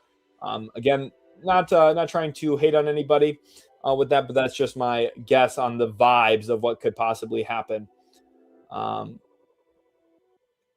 Prod here says, when does it start? Starts at 3 p.m. Eastern time. It says below on the ticker. So we're 35 minutes away now. Okay. I will put the timer back up here for a little bit. So you're saying there's a chance. Yep. There we go. We are Sports Junkie says, y'all ready for the Mavs to get number 1 again? NBA media, NBA Twitter would freak out. Silent Predator, thank you so much for the $5 super chat. Let's get those W's flying in for him as well. Says, if OKC gets the first pick, would you trade it or draft it? If you draft it, who would you pick? I would keep it, and I would draft probably Cam Boozer, although I don't get mad at anybody for saying Debansa. I would at least hear out someone suggesting Darren Peterson. I would not take Caleb Wilson over Cam Boozer myself, but there is definitely some high-end outcomes where Caleb Wilson becomes an elite player. So really, I mean, like, trading it is, I think, very non-negotiable for me, especially for OKC. Like, what you need is cheap talent around your existing talented high contract players, right? Shea on a max contract. Chet and Jalen Williams are about to start their rookie max extensions. You need cheap contracts, and getting a top player in this draft making $12 to $14 million a year annually, that's a bargain for them. So OKC definitely should not trade the selection. They should keep the pick and then develop that talent. And then going forward, it gives them flexibility, optionality. And then if they wanted to, they could probably trade the player later and get a whole bunch of stuff when the contract rolls around. Or you could have optionality to trade J-Dub. Probably wouldn't trade Chet. I definitely don't think you would trade Shea, although, I mean, maybe 4 years from now, maybe that's a conversation like, hey, we could extend our timeline, trade Shea, build around, you know, Debansa or Boozer, whoever it is. Like again, this is a hypothetical. I'm not saying they should do this. I'm not suggesting this is the decision, but that would be part of what the internal discourse maybe would be a little bit in that organization, which would be interesting. But no, you do not trade the first overall pick. In my opinion, no team should trade a top 4 pick in this year's draft, unless the only way you should trade a top 4 pick is if you're at number 1 and you want to trade down to number 2, or you're at 1 and you want to trade down to number 3 because you think the guy that you'll get at 3 is the player that you would have taken at 1 anyway. Kind of like what the Celtics did a few years ago when they traded out of the Markelle Fultz first overall pick and still got Jason Tatum at number 3. If you can do that and get future draft capital, that's kind of the only thing I would say, hey, that's smart if you were already going to take the guy you get later anyway. So that would be the outcome. The Mike says, hey, Sheldon, do you have thoughts on the Draymond Barkley? To be honest, I kind of missed part of what happened with that. So I'm not completely in the know with everything that happened there. I've got in-laws at my house this week, so I've missed a couple of small details around the league. I've still been trying to watch the games, but some of them have been watched with volume off, and I'm like reviewing like the possession by possession stuff too in some of the situations. So I have kind of missed the entire Draymond Barkley situation, which is why I've not spoken on it at all. Robert here says Thunder up. Mr. Grazer, another crazy take. Cardiac Nick says Scott Perry draft Kevin Knox and passed on many, including Shea. Yeah, I was surprised that they made him the GM, but that's what they did. Utah Cowboy says no way Dallas should have never gotten the first pick. It's rigged. Thoughts on Tyron Stokes for next year's draft? Really skilled. I like his passing. He's going to measure him pretty well in the 2027 combine, I'm sure. Good player. He had just chosen Kansas which will be interesting because his skill set is kind of the antithesis to the way that Bill Self coaches. So we'll see how that all kind of plays out. But really good player for sure. Impressed in the McDonald's All-American game too. Ronnie here says, do Mavs actually get top 4? Do you see that in your soul? I don't feel that in my soul, but I would not be mad if it happens. What do you guys think about another lottery simulation? Comment yes, or comment yes if you want to see another lottery simulation here. Moon, yes, I will be streaming the lottery. Angelo Petrocelli, thank you for being in here again today too. I remember you from previous streams over on Twitch, so thank you for being in here again today. Let's get another lottery simulation. Guys, look, we are just 29 minutes away from the NBA draft lottery. Crazy how fast it's happened. Baglin says to join the Discord. Before we simulate this lottery, I need at least 2 people to join the Discord. I'm going to send the link to the Discord here in the comment section below. It was not, oh yeah, here it is. It's at the very top actually of the description. So here is the Discord link. I need at least 2 people to join. I'm checking for joiners right now. I want to see who all joins. Okay, I'm watching the Discord right now. Everyone's got to join. Okay, go join the Discord and we will simulate the lottery again. Why do people not want a lottery simulation? What is going on here? Chat's in a weird mood today. Almost 500 likes, by the way. Let's see. It says the link is expired. Oh, I bet it is actually expired. Let me hold on. Thank you for that correction. I put the wrong link in there today, I think. Yep, I did. Okay, let me update that in the description. Okay, that should be updated. So go check that now. Try that. And here is the new link. Okay, 2 people go join in the Discord there. There is the updated link. My apologies for that. Completely my fault. We are 40 likes away from 500, by the way. So everyone smash that like button. And I have seen a couple of people, not Jane and Potato Pranav, joined the Discord. So here we go. Lottery simulation in 3, 2, 1.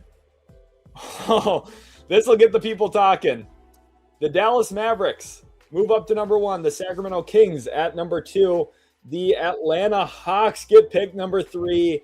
And the Memphis Grizzlies get 4, which means all 4 of the top 4 teams fell down. This is a crazy simulation because none of the top 4 stayed in the top 4. Washington down. Indiana down. Now conveys to the Clippers. Brooklyn down 4 spots. And the Jazz down 4 spots as well. Wow. Sutton, welcome to the stream. Glad to have you in here. I love seeing all those good lucks fly into everybody too. Manifest that good luck for everybody else. And now it's time once again. We did it earlier, but again, manifest that luck for yourself. Manifest it for your favorite team. Comment manifesting my favorite team XYZ, whether it's Mavericks, Clippers, Kings, whatever. A top 4 pick or a top 5 pick, top 6 pick. Whatever number you want to manifest, maybe the number 1 pick. Manifest that for your favorite team right now down below. Manifest that luck. We'll see what happens here. Jay, appreciate you again, my man. Regular guy says, who do you think will win the draft and who will trade their pick? I will have a video out on draft night trades tomorrow. Okay, stay tuned for that. We've been live for almost 3 hours, over 2.5 hours live so far. Yes, lottery is coming up here very soon. Ping. Dr. Steve says, hello. Appreciate you being in here. We've got over 1,000 live viewers, which is just absolutely awesome. Silent says, Facts and Silver will make an example of how the current lottery system is broken. It is not like that. It's just an internet meme. It's not quite as vulgar as the old one that we all as kids used to talk about. Love seeing all those W's fly in for Robert. Let's retire Robert. Yes, everyone shoot some money over to Robert. OG Baglin says to join the Discord. Baglin is an absolute legend. He is one of the moderators over there on the Discord. He does some really awesome work for us. We have mock draft events. We have a whole bunch of great stuff. It's the best place to be. It really is. I'm in there messaging as frequently as I possibly can be, although, of course, you guys, as you could guess, and probably a lot of you know how busy I am. I try my best to be in there. The Clay says, is Milwaukee pick part of the Drew trade? Revisit that. Yes, it's part of the Drew Holiday trade from many, many years ago. The Bucks extended swap options way out into the future for New Orleans. I believe even New Orleans has a swap option next year again, even with Milwaukee. So yes, that is still part of the Drew Holiday trade. Yeah, there's no frozen envelopes this year with the new lottery system, and I say new. It's been like this for a long time, but there's no more frozen envelopes that David Stern's reaching his hand into and feeling around a little bit for a bent corner. Or, ooh, this envelope's a little bit colder than that one. I wonder why. We put it in the freezer for 3 days. We'll see. We'll see what happens.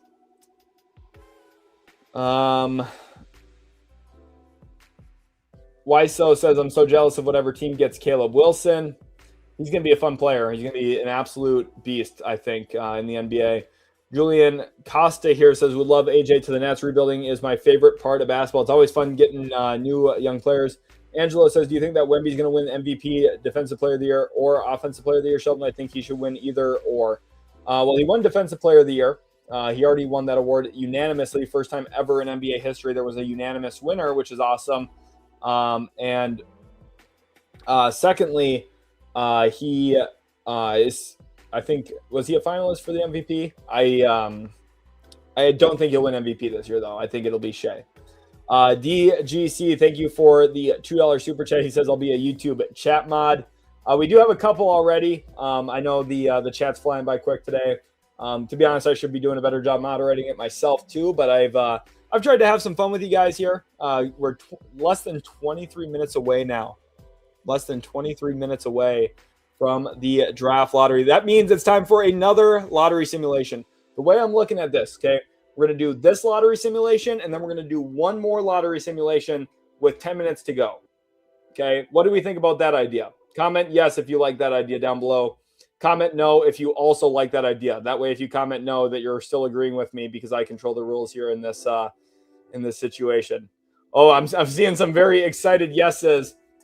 Oh, and look at who it is. D-Flight, a.k.a. Michael Orlando. We need some W's in here. $20 super chat. He says, I see Sheldon streaming. I click. Rest in peace to my Magic actual cheeks. Unfortunate season this year for the Orlando Magic, but we all know Michael Orlando, all he does is catch W's. I want to see those W's fly in. I've got confetti flying in here, and I think we get some lasers. We have not used a laser yet this stream. We got lasers in the background here. Isn't that cool? Absolute W's. Michael Orlando, appreciate you big time, my man.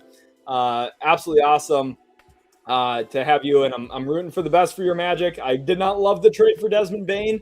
This year kind of played out some of the ways that I was unfortunately expecting for your team. But I think next year they'll be probably a little bit better. We'll see if they make any drastic shifts to their roster, but hopefully they can stay healthy. Hopefully Franz is available most nights, and that would definitely help them in a big way. But as promised, guys, here is that penultimate lottery simulation, the second to last one we're going to do for this draft cycle. 3, 2, 1. Okay, a little bit more docile this time, but still really crazy in some ways, right? Brooklyn moves up to number 1. This would be huge for them. Last year, they drafted a whole bunch of playmaking. They have a whole bunch of positionless playmakers, guys who can really pass, feel, drive, and kick. A lot of dribble, pass, shoot skills in theory there. What they don't have is a lot of scoring skills right now, though. And getting the first overall pick, if they do lean toward AJ Debinsa, which I could also see them strongly considering Cameron Boozer number 1, if they did take Debinsa, it's an elite play finisher and a scorer, which would be tremendous for them. Indiana at 2, a legitimate Cam Boozer landing spot, a legitimate Darren Peterson landing spot. Heck, even Caleb Wilson would make some sense for them. But the Pacers at 2 would be great. The Grizzlies jump up to number 3. If the Pacers were to go Peterson, and let's say the Nets did take Debinsa, I feel like the Grizzlies would be very over the moon happy with taking Boozer at number 3, pairing him with Zach Edey in a front court that would be very, very good. And then Sacramento at number 4. Again, Normally that's like, oh, well, we got the 4th pick. Like, that's okay. This year it's, hey, that's really, really, really great. So that would be awesome for Sacramento in a big way. Fun lottery simulation, unless you're a Wizards fan, then you're saying, why does the lottery simulation hate us? Well, 48% chance of this happening, unfortunately. Dog, you're probably right. We'll see. It would take some real special team building to overcome those two powerhouses.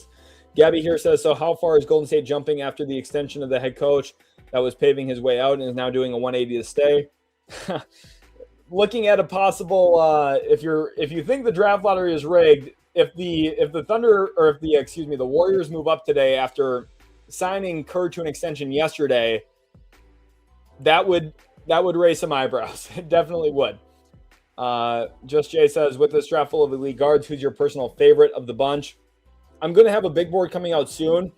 Like a month and a half ago, I probably would have said Darius Acuff because I do think offensively he is further along in his development than the other guys. But the defense is so concerning. Like, I'm starting to lean a little bit more toward Keaton Wagler, although I really like LeBaron Philon. I at least am holding some benefit of the doubt for Michael Brown Jr., although like his actual body of work right now from this most recent college basketball season is worse than the other guys. Braden Burries is going to be a winner in the league. I'm pretty confident in that. And then, Kingston Fleming is kind of the wild card. Like, he could end up being the best of the bunch for sure, but he could also be maybe just a little bit more average than some of them. And depending on how you view it, right? Like the analytics don't necessarily love him. They like him, but he didn't shoot a lot of threes, didn't get to the free throw line a ton. His rim volume isn't like absurd. And he's really small and skinny. Like, a lot of the discussion around Acuff, like, I'm surprised there isn't more conversation about Fleming because he is really just thin. And, I'm not saying that to put him down. Like, he's a really talented player. I think he's going to interview well. I think he's going to be a top 6 or 7 pick in the draft. But I don't know. Like, it's a really great question. It's been probably the hardest year ever for me to distinguish between the guards because there's no, like, hey, number one, this is the top point guard in the draft. It's really a logjam of really good ones. So very, very difficult. That's a great question. Yes, from Gabby. Appreciate you guys all so much for being in here. The combine technically starts tomorrow from what I understand, but they might get some measurements out tonight. It's always very interesting. Like, stuff happens where we get the information before I'm expecting. LaBoom Boom says predictions for today's Spurs-Minnesota game. I think the Spurs win by probably 12. I think San Antonio is just better. Guys, we are 17 minutes away from the NBA Draft Lottery. What I'm going to do here now, real quick, let me go over to ESPN. Okay. I'm going to try to be ready for this. We're going to do a mic audio check right now live, so that way we're ready. Let me know how you can hear this. On a scale of 1 to 10, is it loud enough? Is it good? 10 being the best, 1 being either can't hear it. Let's use 1 as can't hear it. Let's use 2 as it's too quiet.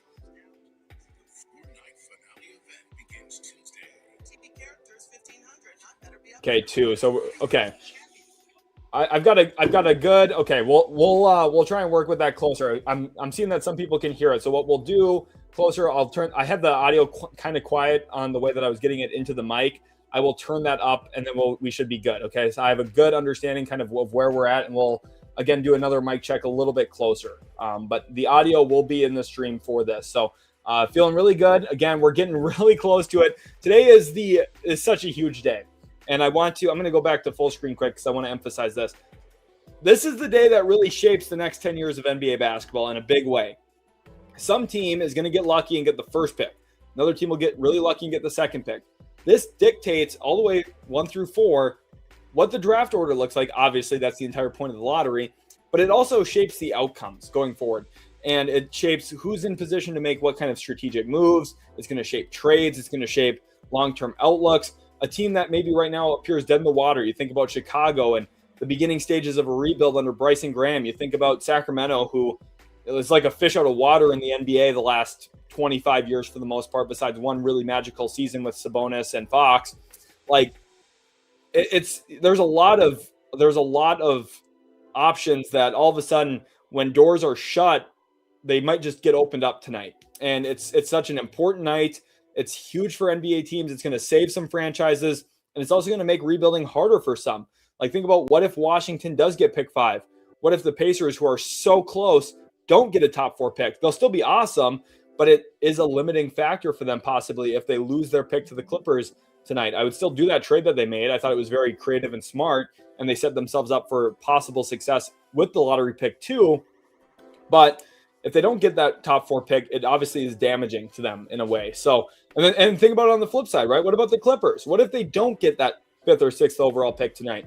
Where do they go from here? What's the avenue for them ever being really good again, other than relying on the LA market and Steve Ballmer's money?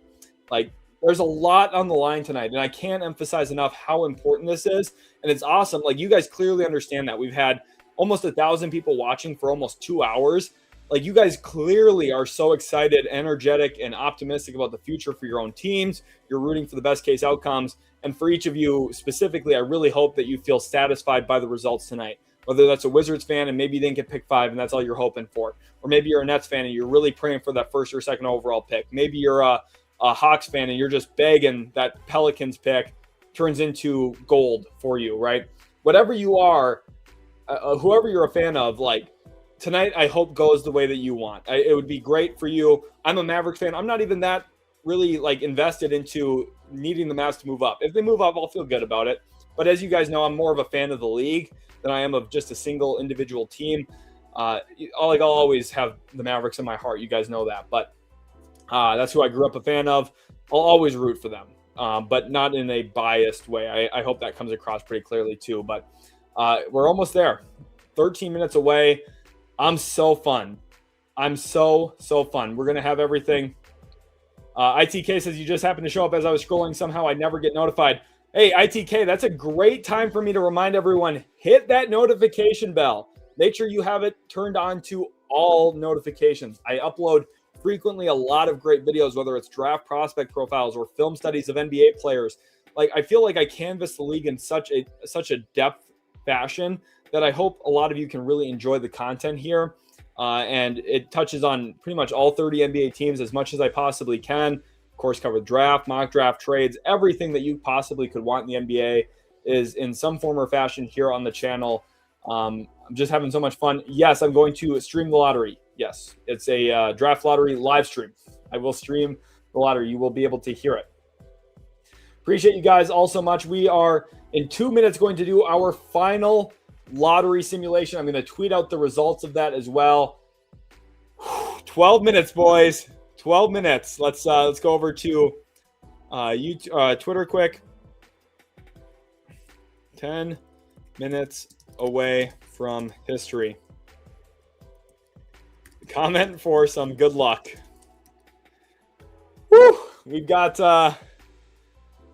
we're 10 minutes away. Also, I am 3 followers away from 6,600. So go follow me on Twitter. I will, for the next minute and a half, I will keep this up on stream. And whoever follows, I will show your profile off quickly. I am a Mavs fan. Yes, McDaniels, I am a Mavericks fan. Let's, Black Tinkerbell here says, I love this channel. Appreciate you for watching the stream today. Very thankful for you being in here. Dart says, let's go Jazz. I know we got a lot of Jazz fans watching. Latvia here says, I think Wemby is winning all those and also Coach of the Year. Wemby just wins every award. 6th Man of the Year despite not coming off the bench. Brian Grossenbach says 20 minutes. Yep, that was a few minutes ago. I know I'm behind on the comment section. Love seeing all those W's flying in earlier too. Absolutely appreciate that. Oh, yeah, we got lasers. That's right, we got lasers. What else do I think I got? Let's see what else we got here. I think I've got a little like emote there. I'm not sure if that one's going to really do a whole bunch, but there is that Discord link. Make sure you guys join up. Angelo, thank you for sending that in there. Again, what is the chance that Golden State gets a top 5 pick? I think right now, real quick, let's go back. Just take a quick glimpse at the odds one more time, okay? Here are the odds. The most important one is really paying attention to pick 1 and then obviously just the top 4 as a whole, right? What are the odds? The red means that team would lose its pick, so New Orleans or Milwaukee. If one of those two teams jump up, their pick would convey to Atlanta. The Clippers do not own their own pick. It belongs now to Oklahoma City from the Paul George trade. A lot on the line. Let's do another quick mic check here. Still to come, we got a brand new edition of... Okay, that was probably still a little quiet, but they started playing their music, so I did not want to run into issues with that. But appreciate you all so much for being in here. I'm having a lot of fun. Do I hoop with goggles? I saw someone ask that. I used to back in high school. I now just play in glasses, but here's no one can stay in front of me. I don't look like the best athlete, but I can definitely hoop. Okay. Moon says, will you be showing the lottery? I will be streaming the audio. Yes. The Clay says, should number 0 not be allowed during the playoffs with 4 players tearing? Oh yeah, talking about just Dame and Tatum and Hallie, like very unlucky, right? The number 0 seems to be, but I don't know. Everyone was freaking out so much last year about the 82 games, and every player that tore their Achilles didn't even play in 82 games. So, like, it's clearly not an 82 games issue. 1,400 people watching live. Appreciate each and every one of you. Let's go up here real quick just to show off. We are less than 9 minutes away. I think it's that time now. The final lottery simulation here on the channel, and you know we have to do it on ESPN's site. We're going to auto draw these picks, and let's get started. Comment your predictions down below right now as we do it, okay? I'm going to auto play the lottery just so we have that time and prep. The Hornets get number 14 in our final lottery simulation. At number 13, the Miami Heat once again. Number 12, the Oklahoma City Thunder. At number 11, the Golden State Warriors. Hopefully you guys are feeling prepared. Now you kind of know how this lottery process works a little bit. Number 10, Milwaukee stays put where they were projected. Number 9, the Chicago Bulls stay put in our final lottery simulation. Not a lot of crazy activity today in the Sims. Maybe a sign of the inverse to come, possibly. Will we get craziness tonight and chaos? So far, nothing insane, and we're all the way through pick number 7. The Utah Jazz, though, unfortunately, are one of those teams that fall in this lottery simulation. They fall down to number 6. At number 5, sorry, Wizards fans, it is the Washington Wizards. The final simulation here. The top 4, Brooklyn comes in with the 4th pick. Caleb Wilson, I still think a really great fit for this organization if it does shake out like this. Number 3, the Memphis Grizzlies, in that territory for Cameron Boozer, but would definitely be happy with Darren Peterson or DeBansa. The Pacers at number 2 would have a real choice to make. And Sacramento is delivered the first overall pick with this lottery simulation. So a lot of crazy stuff. Again, we're going to have the audio here very shortly for the actual lottery. We're getting very close to that. We'll do a little bit of a mic check. How is this on a scale of 1 to 10, with like 5 being it's good, it's solid, 10 being it's perfect? Happy Mother's Day to my mom, Lynn. I know you. Let me know what you guys think about that that audio. Okay, I'm seeing a 1 fly in terms of not being able to hear it. We will. I'm seeing some 3s and 4s. Okay, so we're getting closer to good. Okay, I still have a lot of room to go on the audio, so I'm gonna make sure it's even better than that. So don't worry. I'm doing a couple of checks here, so I have kind of the range of where I should get it to. And then that way it's best prepared for you guys. 1,600 people watching live. Absolutely awesome. Real quick, I want to see where we're doing on subscribers. See that number if it grows. We are so close to 37,000. Actually, 1 away, and we actually surpassed 37,000 subscribers.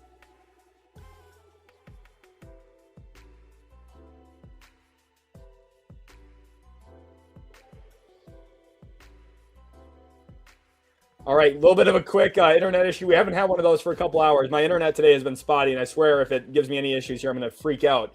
But 37,000 subscribers is absolutely awesome. Very thankful for you. Don't worry, guys. The internet's it cuts out for like 3 seconds, and then it comes back. I don't know what their issue is today. I've tried resolving it with my internet provider, but we're going to be good. I'm going to manifest some good luck for myself here through the lottery, and we're going to be able to make it work. So don't worry. Don't panic. This is going to be – everything's going to work out, okay? Manifest some luck down below. Let's use this last couple minutes here, last few minutes, to manifest your team some luck. Comment down below, manifesting my favorite team, the Thunder, the Jazz, the Clippers, the Hornets, the Heat, the Mavericks, the XYZ, the Hawks, right? the Jazz, the whatever team that I haven't said. I've said a whole bunch of them. I've been rattling them off. I've lost track of who I've said. The Nets, the Kings. Comment down below who you want to see get a top 4 pick. And then if you're really feeling lucky, say manifesting the number 1 overall pick to XYZ. I want to hear your guys' thoughts. Seeing some love. Warriors, Kings, Bucks. Love seeing a lot of the hype in here. It's so awesome having so many different viewers and fans of different teams in here. So I'm very, very grateful for each and every one of you. Again, thank you all so much from the bottom of my heart for 37,000 plus subscribers. That's just an awesome dream come true. And if you would have told me that 2, 3, 4 years ago, I would have never believed you. So it's absolutely awesome. Here was our final lottery simulation. Again, got a lot of buzz, and it's time to start setting up here for when we actually have the lottery sim. I will show. They are getting set for the draft lottery. We are just a few minutes away. They're going to commercial here now on ESPN. Nice thing here is you don't have to deal with commercials really. Ads probably pop up every once in a while, I'm sure, but that's out of my control. I do not control the ads. That is a YouTube thing on its own. So Sam says, Lucas stream won't be forgotten. Most insane hour. Yeah, that was the craziest stream ever. That was the craziest stream ever. Hark says $100 if I can sit on the toilet. You're going to give me $100, Hark. Thank you. You guys all heard that. Hark is going to super chat $100. And if he doesn't, someone else will have to. LaBoom Boom says 70 followers from 6,000 followers. I wonder how many I'm at on Twitter now. You guys are absolutely awesome, by the way. Very appreciative of each and every one of you. 1 follower away from 6,600 over on Twitter. Tango says the Kings would spoil the pick if they got it. Can the Hornets get a first-round pick? The Hornets have 2 first-round picks. And quick reminder, I've got 1,700 people watching live. I know what you're thinking. After the lottery tonight, when will the mock draft come out? It will come out tonight. Not mock draft Monday this week. Mock draft Sunday night. Special for you. I'm going to work extra hard. My entire Sunday today here is committed to you guys. So stay tuned for that. Mock draft will come out about an hour after the lottery. Give me a little bit of time to record, get the content edited, and posted, and then it will be yours from there, okay? So stay tuned for that. Hit the subscribe button if you haven't already. Turn on post notifications so that you don't get so you don't miss out on any uploads, and that way you're notified when that mock draft comes out. If I had to guess, it'll probably be out by around 4:30 Eastern time, so plenty of time, okay? Love seeing those W's fly in. ESPN is still at commercial, by the way. I'm keeping track of this so that you guys don't have to worry. And then don't forget to join the Discord as well. Link is in the description down below. So join the Discord. It's a great place to talk hoops. I'm active in there quite a bit. We have 2,000 people watching live, which is just absolutely awesome. And again, we will have the stream audio here up in just a second when ESPN gets back from commercial. Just a couple minutes away from the start of the ESPN lottery show, which is so great. I'm very much looking forward to it. Today's been a great day, so I hope you guys have enjoyed it so far too. These 3 hours have flown by, absolutely flown by. So it's absolutely very enjoyable. H2G says, hi, I'm from India. How can I see the live lottery? We'll have the audio, so this is the place for you, okay? And we'll showcase the picks here on the screen as they happen, okay? So everything is going to be here. Okay, 3 to 4. I mean, it's good. We're going to get it up to like 7 or 8. I have a good idea now of where we're going to need it to go. So don't worry. Tip-off is presented by AT&T. Okay, I'm not trying to give away their – I'm not trying to sell sponsorship slots to them. Here we go. Come back, y'all. How is this audio? Oh, A scale of 1 to 10. you were cute when you were young. Hey, Miss Lucille, happy Mother's Day. Man, you were cute when you were young. What happened? I will not respond to that amount. Oh, there he is. Well, you were ugly when you were trying. I've gotten better looking with age. How about the stash on David Stern? I know. The late, great David Stern. Where you get that suit from, Chuck? Men's Warehouse. I don't have any Kenny. Why do we have video of you? I was only the 6th pick in the draft. Stop it.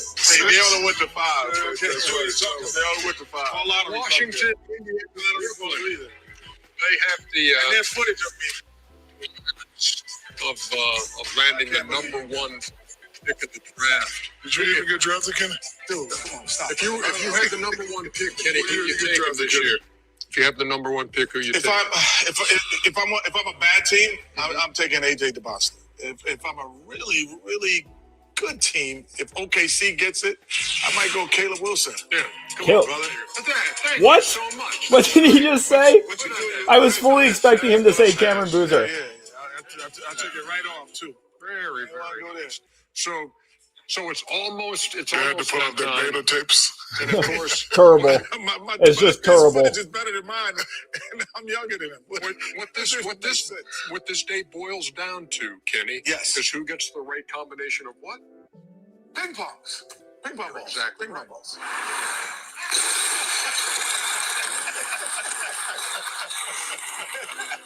They just had a whole bunch of ping pong balls drop onto the stage. I hate y'all so much. As Charles Barkley said, ping pong balls. That's actually hilarious.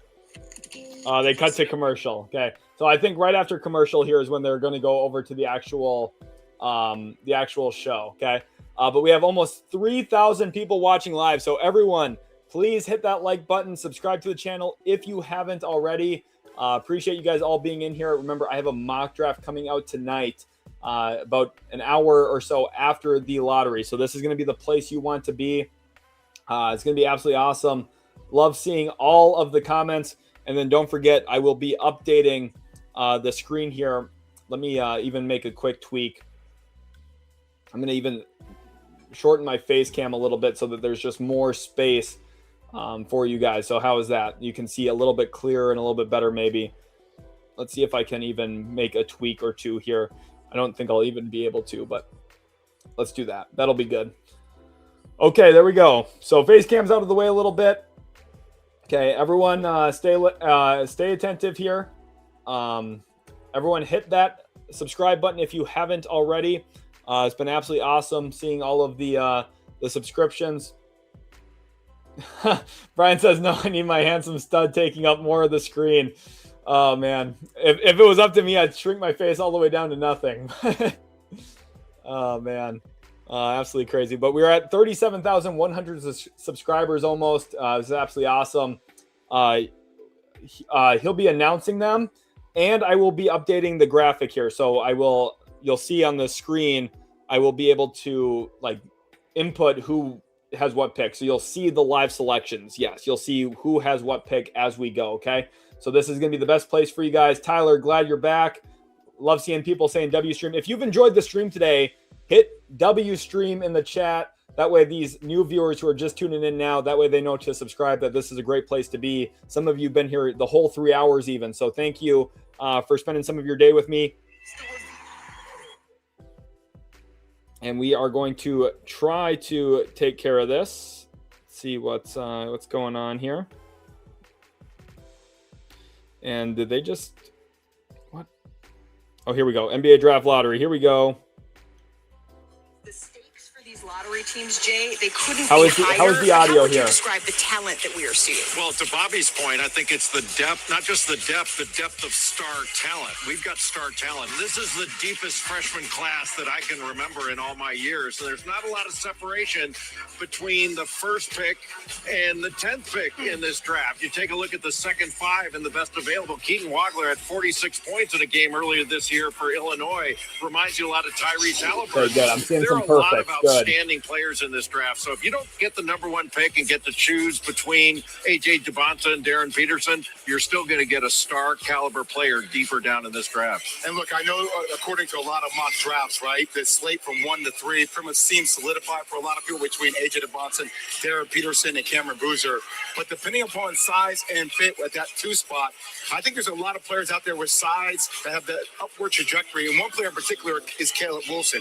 I've seen him work out, guys. You think about a comp between Jermaine O'Neal, maybe Giannis Antetokounmpo, right? His upside, we could be talking about Caleb Wilson potentially being the second pick in the NBA draft. I agree with that as a possibility. Who has the distance and shooting frame like Stephen Curry. size, frame, handling ability, a lot of talent in this class that could be taken in the top. Did Jay Williams just compare Keaton Wagler as a shooter to Steph Curry, by the way? List here. What? We could see potentially 7 players of guards going in the top 10 here. When you're looking at Darren Peterson, Darius Acuff, Kingston Flemings. The big question is when you talk to these prospects, how do they get separation from each other? And we're going to learn a lot about that in the next month and a half. Absolutely. And to your point, Jay. Manifest that luck right now. Comment your favorite team's name down below right now. Manifest that luck. And then for extra luck, leave a like on the stream. So let's take a look at some of our draft lottery headlines here. And who has that luck of the draw? Because there's 3 teams with the best odds to win. And they are the Wizards, the Pacers, the Nets. All of them have a 14% chance at that number 1 pick.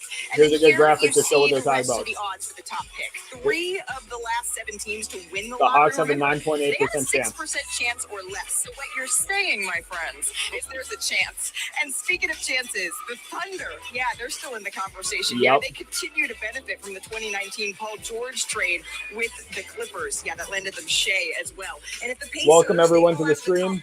Remember, their pick will go to the Clippers due to that Ivica Zubats trade. So right here, 47.9% chance of Indy's pick falling to the Clippers. 47.9. While the Bucks get the less favorable. The Hawks get the more favorable of New Orleans and Milwaukee. Make sure to remind you how these odds can fall. But coming up, we check in with AJ Devonsa, with Cam Boozer, with Darren Peterson. Sounds like they're throwing it over to commercial. So hopefully you're able to follow along with what Malika was accurately telling you guys all there.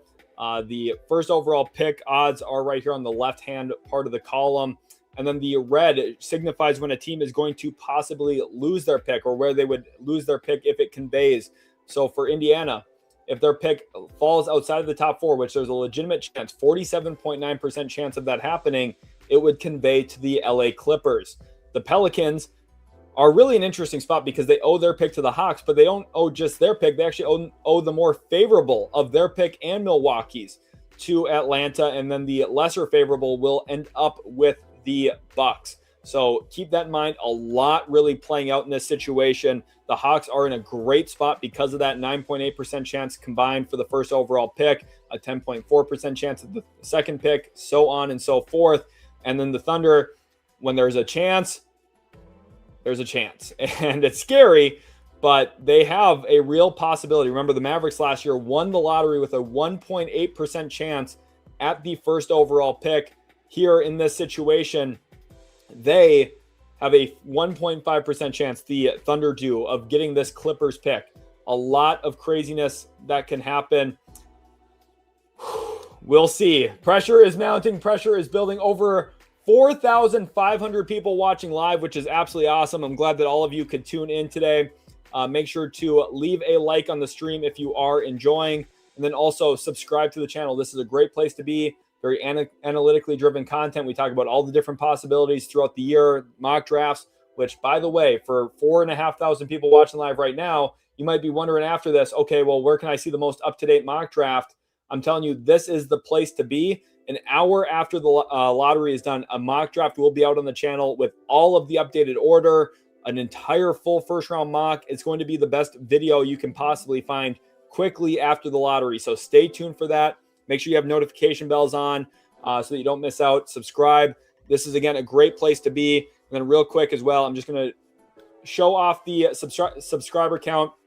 I'm sure that this number is still growing and jumping, but I'm very thankful for each and every one of you. So be sure to join the crowd. Hit that subscribe button. Completely free to you, and it goes a long way in supporting me and helping me out. So appreciate you guys. ESPN is still at commercial, but we will have that audio, and I will also have the video updating the actual draft order as it comes in. So this is going to be the best stream that you can possibly find too. A lot of work and time and energy goes in so that I'm ready and prepared for days like today and events like today. And I feel like you guys bring all of the energy. It's been absolutely awesome. I'm very thankful for each and every one of you in such a big way. And it's just going to be a great time. Just to recap too, while ESPN's still at commercial, as we go here, the first pick that they will show, that Mark Tatum will show, is number 14, okay? Down here below, which it's the one thing on the screen that you can't really see because of the, let me get the banner off even. Down here at number 14, the Hornets, okay? When he opens envelope for pick number 14, if he does not show the Hornets logo, that means they jumped up into the top 4. So everything should follow this exact path here until when it doesn't, that means it jumps. So let's say that he says Hornets for 14, Heat for 13. And then if he says Warriors for number 12, that's when the panic starts to set in for the rest of the league, because that means Oklahoma City has jumped into the top 4. I wanted to give this little precursor message so that you guys know what you're listening for, know what you're looking at when it happens, and it will lead to chaos. We're going to have a lot of craziness. Of course, the audio is going to help explain it too. I will be here to help explain it. But we are coming back from commercial here now with ESPN. The stars of today meet the stars of tomorrow. This is a pretty sick edit, by the way. The NBA Draft, a 2-day event on ESPN and ABC. Reminder, the draft starts Tuesday, June 23rd, for the first time in my life. It's not on a Thursday this year. Between the Knicks and Sixers, with Jalen Brunson in New York looking to complete the sweep in Philadelphia. 5,000 people following our lottery coverage today. Absolutely awesome. And you can see what these players are all playing for. We have the hardware here. By the way, if the audio welcome you sounds back a little to bit the echoey, that's 2026 actually NBA Draft because Lottery. she's And speaking over the ultimately, intercom there today, in it is all about Chicago. the players. So And we keep have that in mind. 23 different NBA prospects here with us today, and we're going to check in with a few of them, starting with AJ Devonsa, here with his wonderful mother, She actually is Chelsea. holding 2 mics. That's part of And why. Chelsea, She has a you mic in have her hand raised and a mic on her ear. a young man who's been very clear about his goals, and that is to win and to go number 1. So AJ, we're just a couple of moments away here from seeing how the lottery order shakes out. When that number 1 JB. envelope is opened, can you give us a glimpse into what's going to be going through your mind? Yeah, it's going to be exciting for sure. Just preparing for this moment. Obviously, wanting to be the number 1 pick, working to be the number 1 pick. So it'll be exciting. Great opportunity. Thank you so much, AJ. Congratulations. Enjoy today. I mentioned there's several prospects that are here with us, and that includes Darren Peterson, his mother, Natasha, who is here as well. And Darren, college, it was a journey, and now it is behind you, and you're on the doorstep of your NBA dream, and you're doing so next to someone who's been standing by your side this entire time. So what does it mean to you to be about to take this next step with your mom here on Mother's Day? It means a lot to me and my family. Like you said, this is the next chapter. She's been with me every chapter of the way. So just blessed to have her as my mom and blessed to be here today. Thank you so much, Darren. Congratulations, Natasha. This is what makes today so special. I love that this is happening on Mother's Day because it gives us a chance to see these prospects with the people who mean the most to them. Cam Boozer is here as well with his mother, Cece. And Cam, family has been at the center of your entire basketball journey. So today, you have talked about in the past how it doesn't matter if you go 1 or 15. It's all about fit. How does that become clearer when the draft lottery order is revealed? You just get to see where you can end up. And, my mom being here is super special for me. Her support, her sacrifice she made my whole life. I wouldn't be here without her. And I know a lot of people here would say the same thing. So happy Mother's Day to all the mothers here, and so for good lottery. Cam, thank you very much for that insight. Enjoy today. I know there's a lot of emotions, a lot of anxiety that oftentimes comes with a day like today, and we're moments away from the lottery reveal. But first, have you ever wondered, right, how the lottery works? Well, our Brian Windhurst, at the risk of parroting Hamilton, takes us inside the room where it happens. Here's a look into the back scene of the lottery. When the ping pong balls fall, the exhilaration begins. The NBA lottery can change a franchise for a generation, but it's a place nobody wants to be. You know what you see on TV, the celebrations of victory, the silence in loss.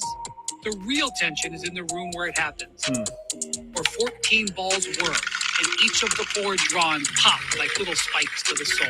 10, 14, 11, and 7.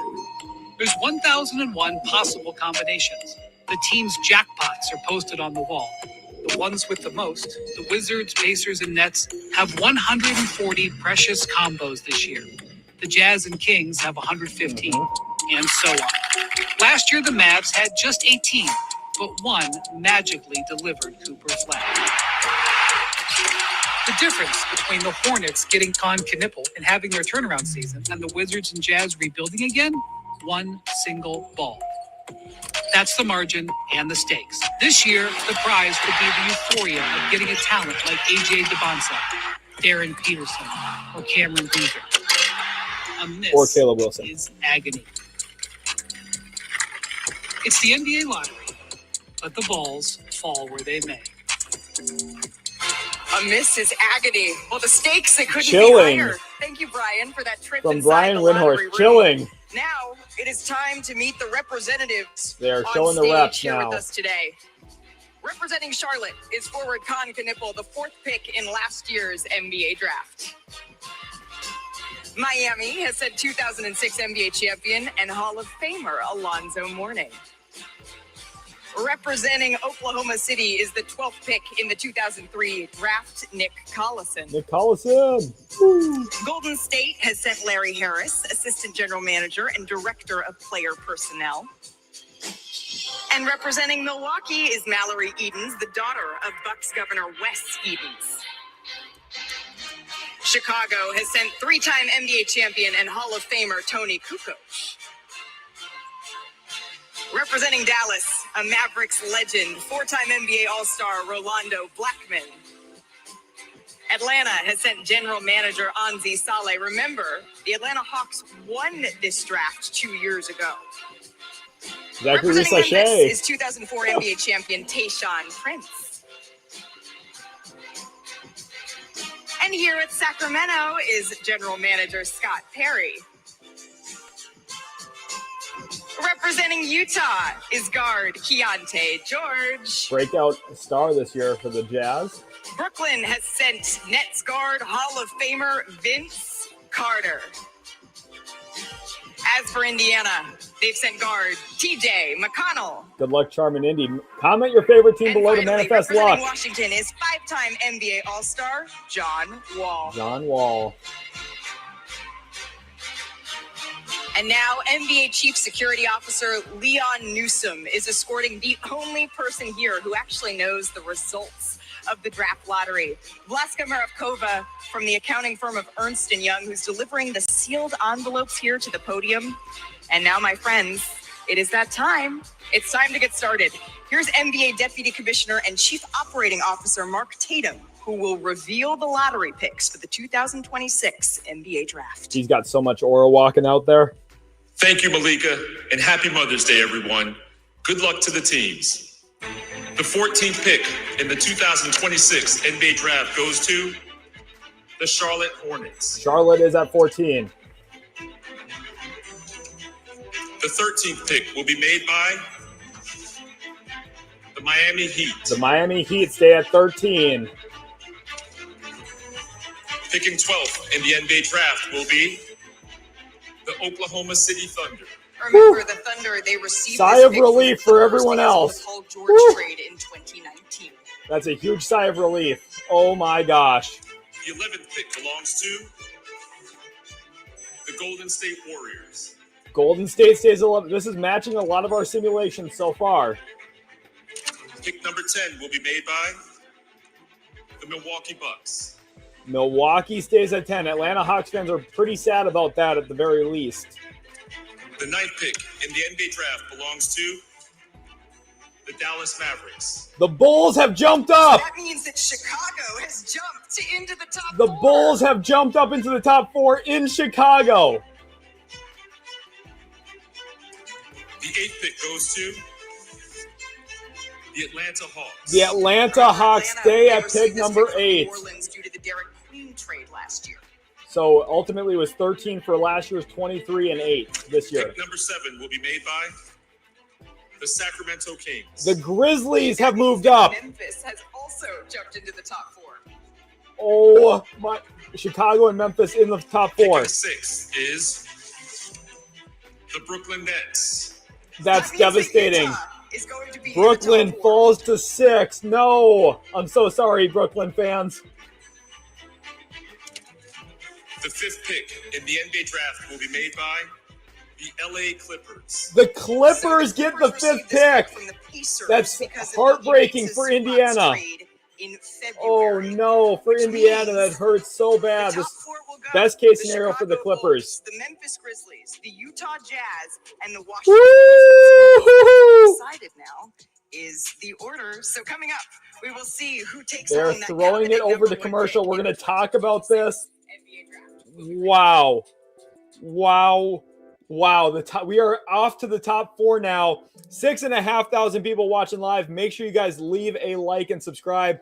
What a crazy lottery drawing so far. Again, anything can happen when there's just one drawing. And that's what we saw here in this drawing. The Bulls jump up. The Grizzlies jump up. Utah stays in the top 4. And Washington, they avoid that dreaded 5th overall pick. And unfortunately, Pacers fans, you lose your pick to the Clippers. The Nets fall all the way down to number 6. Atlanta slides down a spot at number 8. And Sacramento falls down to number 7. Dallas slides down a spot to number 9 as the Bulls jump up from the 9th best odds into the top 4. Who will get the 1st overall pick? Yet to be seen. But remember, draft lottery, combine in Chicago. Could it be a homecoming of sorts for the Bulls to get the 1st overall pick with the lottery there in their own city? Crazy. Memphis getting a top 4 pick. Huge for them. Utah made the big bet on a Jaren Jackson Jr. trade. And there we are with Washington. The number 1 odds coming in. The highest draft floor. They're above their draft floor already. We'll see what happens. If you're a Clippers fan, though, this was the best case scenario. Your pick does not move up. OKC stays at number 12. And you get pick number 5, the highest possible pick they could have held in this year's draft. Best case scenario for the Clippers. We'll see who they draft. 7,000 people watching live. Everyone, be sure to leave a like and subscribe to the channel if you are enjoying. Subscribe so that you can comment down below too. That way you can be a part of what we do here at Utility Sports. What a great day we've had so far. And I think now is a great time. While we're at commercial break here for ESPN, I want to remind everyone that after the stream today, after the draft lottery is completely done, we will have an NBA mock draft out tonight on the channel with all of the updated order, the entire full first round, and it will be out within an hour of the draft lottery being done. So stay tuned for that. If you're dying to know, okay, where can my favorite team pick? Who are they going to pick? What's the whole outcome look like? This is the place to be. This is the best channel for you. 7,000 beautiful, awesome people watching. Thank you all for tuning in. And we still have that crazy, exciting top 4 with Chicago, Memphis, Utah, and Washington, maybe moments away from landing finally a true franchise player. Could the Bulls have their first real true face of the franchise since Derrick Rose? Will Memphis be able to land a star talent after the Desmond Bane, Jaren Jackson Jr. trade? You think about Utah. They're the team that brought in Jaren Jackson Jr. They've made a huge commitment to their roster with Lowry and Jaren. Who could they get? And what if they get pick number 1, which is what I predicted coming into this draft lottery? And then Washington is the big question as well. The top 4 will be revealed here soon. ESPN still at commercial break. This was my prediction coming in. Jazz, Hawks, Pacers, Kings. I struck out. The only one I have still in the race here is Utah. Atlanta fell to 8. Continue to manifest some luck. This is when your team really, really needs it. Manifest that luck down below. And let's see how everything goes. I think we're coming back from commercial here shortly. Here we are. We are back from commercial. They're starting with a little bit of a hit here to start. Quick little video intro coming back in. Once Malika starts talking, you will be able to hear the audio again. So do not worry one bit. Thank you everyone for being here today. Just a reminder that and here we go. Next here on ESPN is Game 4 of the Knicks and 76ers. Tyrese Maxey and the Sixers trying to avoid being swept here while the Knicks look to advance to the Eastern Conference Finals. That's immediately following our lottery coverage. And then there were 4. The Washington Wizards, the Utah Jazz, the Memphis Grizzlies, and the Chicago Bulls. Joining us once again to announce the order of the top 4 picks is NBA Deputy Commissioner and Chief Operating Officer Mark Tatum. Here we go. Thanks again, Malika. The 4th pick in the NBA draft goes to the Chicago Bulls. The Bulls get pick number 4. The third pick will be made by the Memphis Grizzlies. Grizzlies at number 3. Picking second will be the Utah Jazz, and that means that the number 1 pick in the 2026 NBA draft goes to the Washington Wizards. There is your draft order officially. Wow, what a lottery that we had here. I am going to post this quick on Twitter, but a crazy NBA draft lottery. Make sure you guys go follow over on Twitter as well. Link is in the description. The official lottery order for the 2026 NBA draft. Over 7,500 people watching live. I really hope that you felt like this was the best place to get this information. I hope everything was clear to you. I hope my discussion and everything helped you understand exactly what was happening. And obviously, I thought Malika did such a great job as well. Mark Tatum did a tremendous job announcing the order as per usual. Absolutely awesome process. Again, don't forget that mock draft is coming soon. Okay, I'm going to be ending the stream here in just a second, but make sure to stay tuned for that mock draft coming very, very soon. Watch out for it. I'm going to end the stream here, guys. Thank you all so much for watching 3.5 hours live today. Appreciate every single one of you, especially those who were with me the whole time. Great time. I had an absolute blast. I hope you did as well. Comment your predictions for the draft down below. And stay tuned for that mock draft. I'm out. Thanks again, everyone. Thanks to Prize Picks for sponsoring today's live stream. And we'll catch you in the very next Utility Sports video.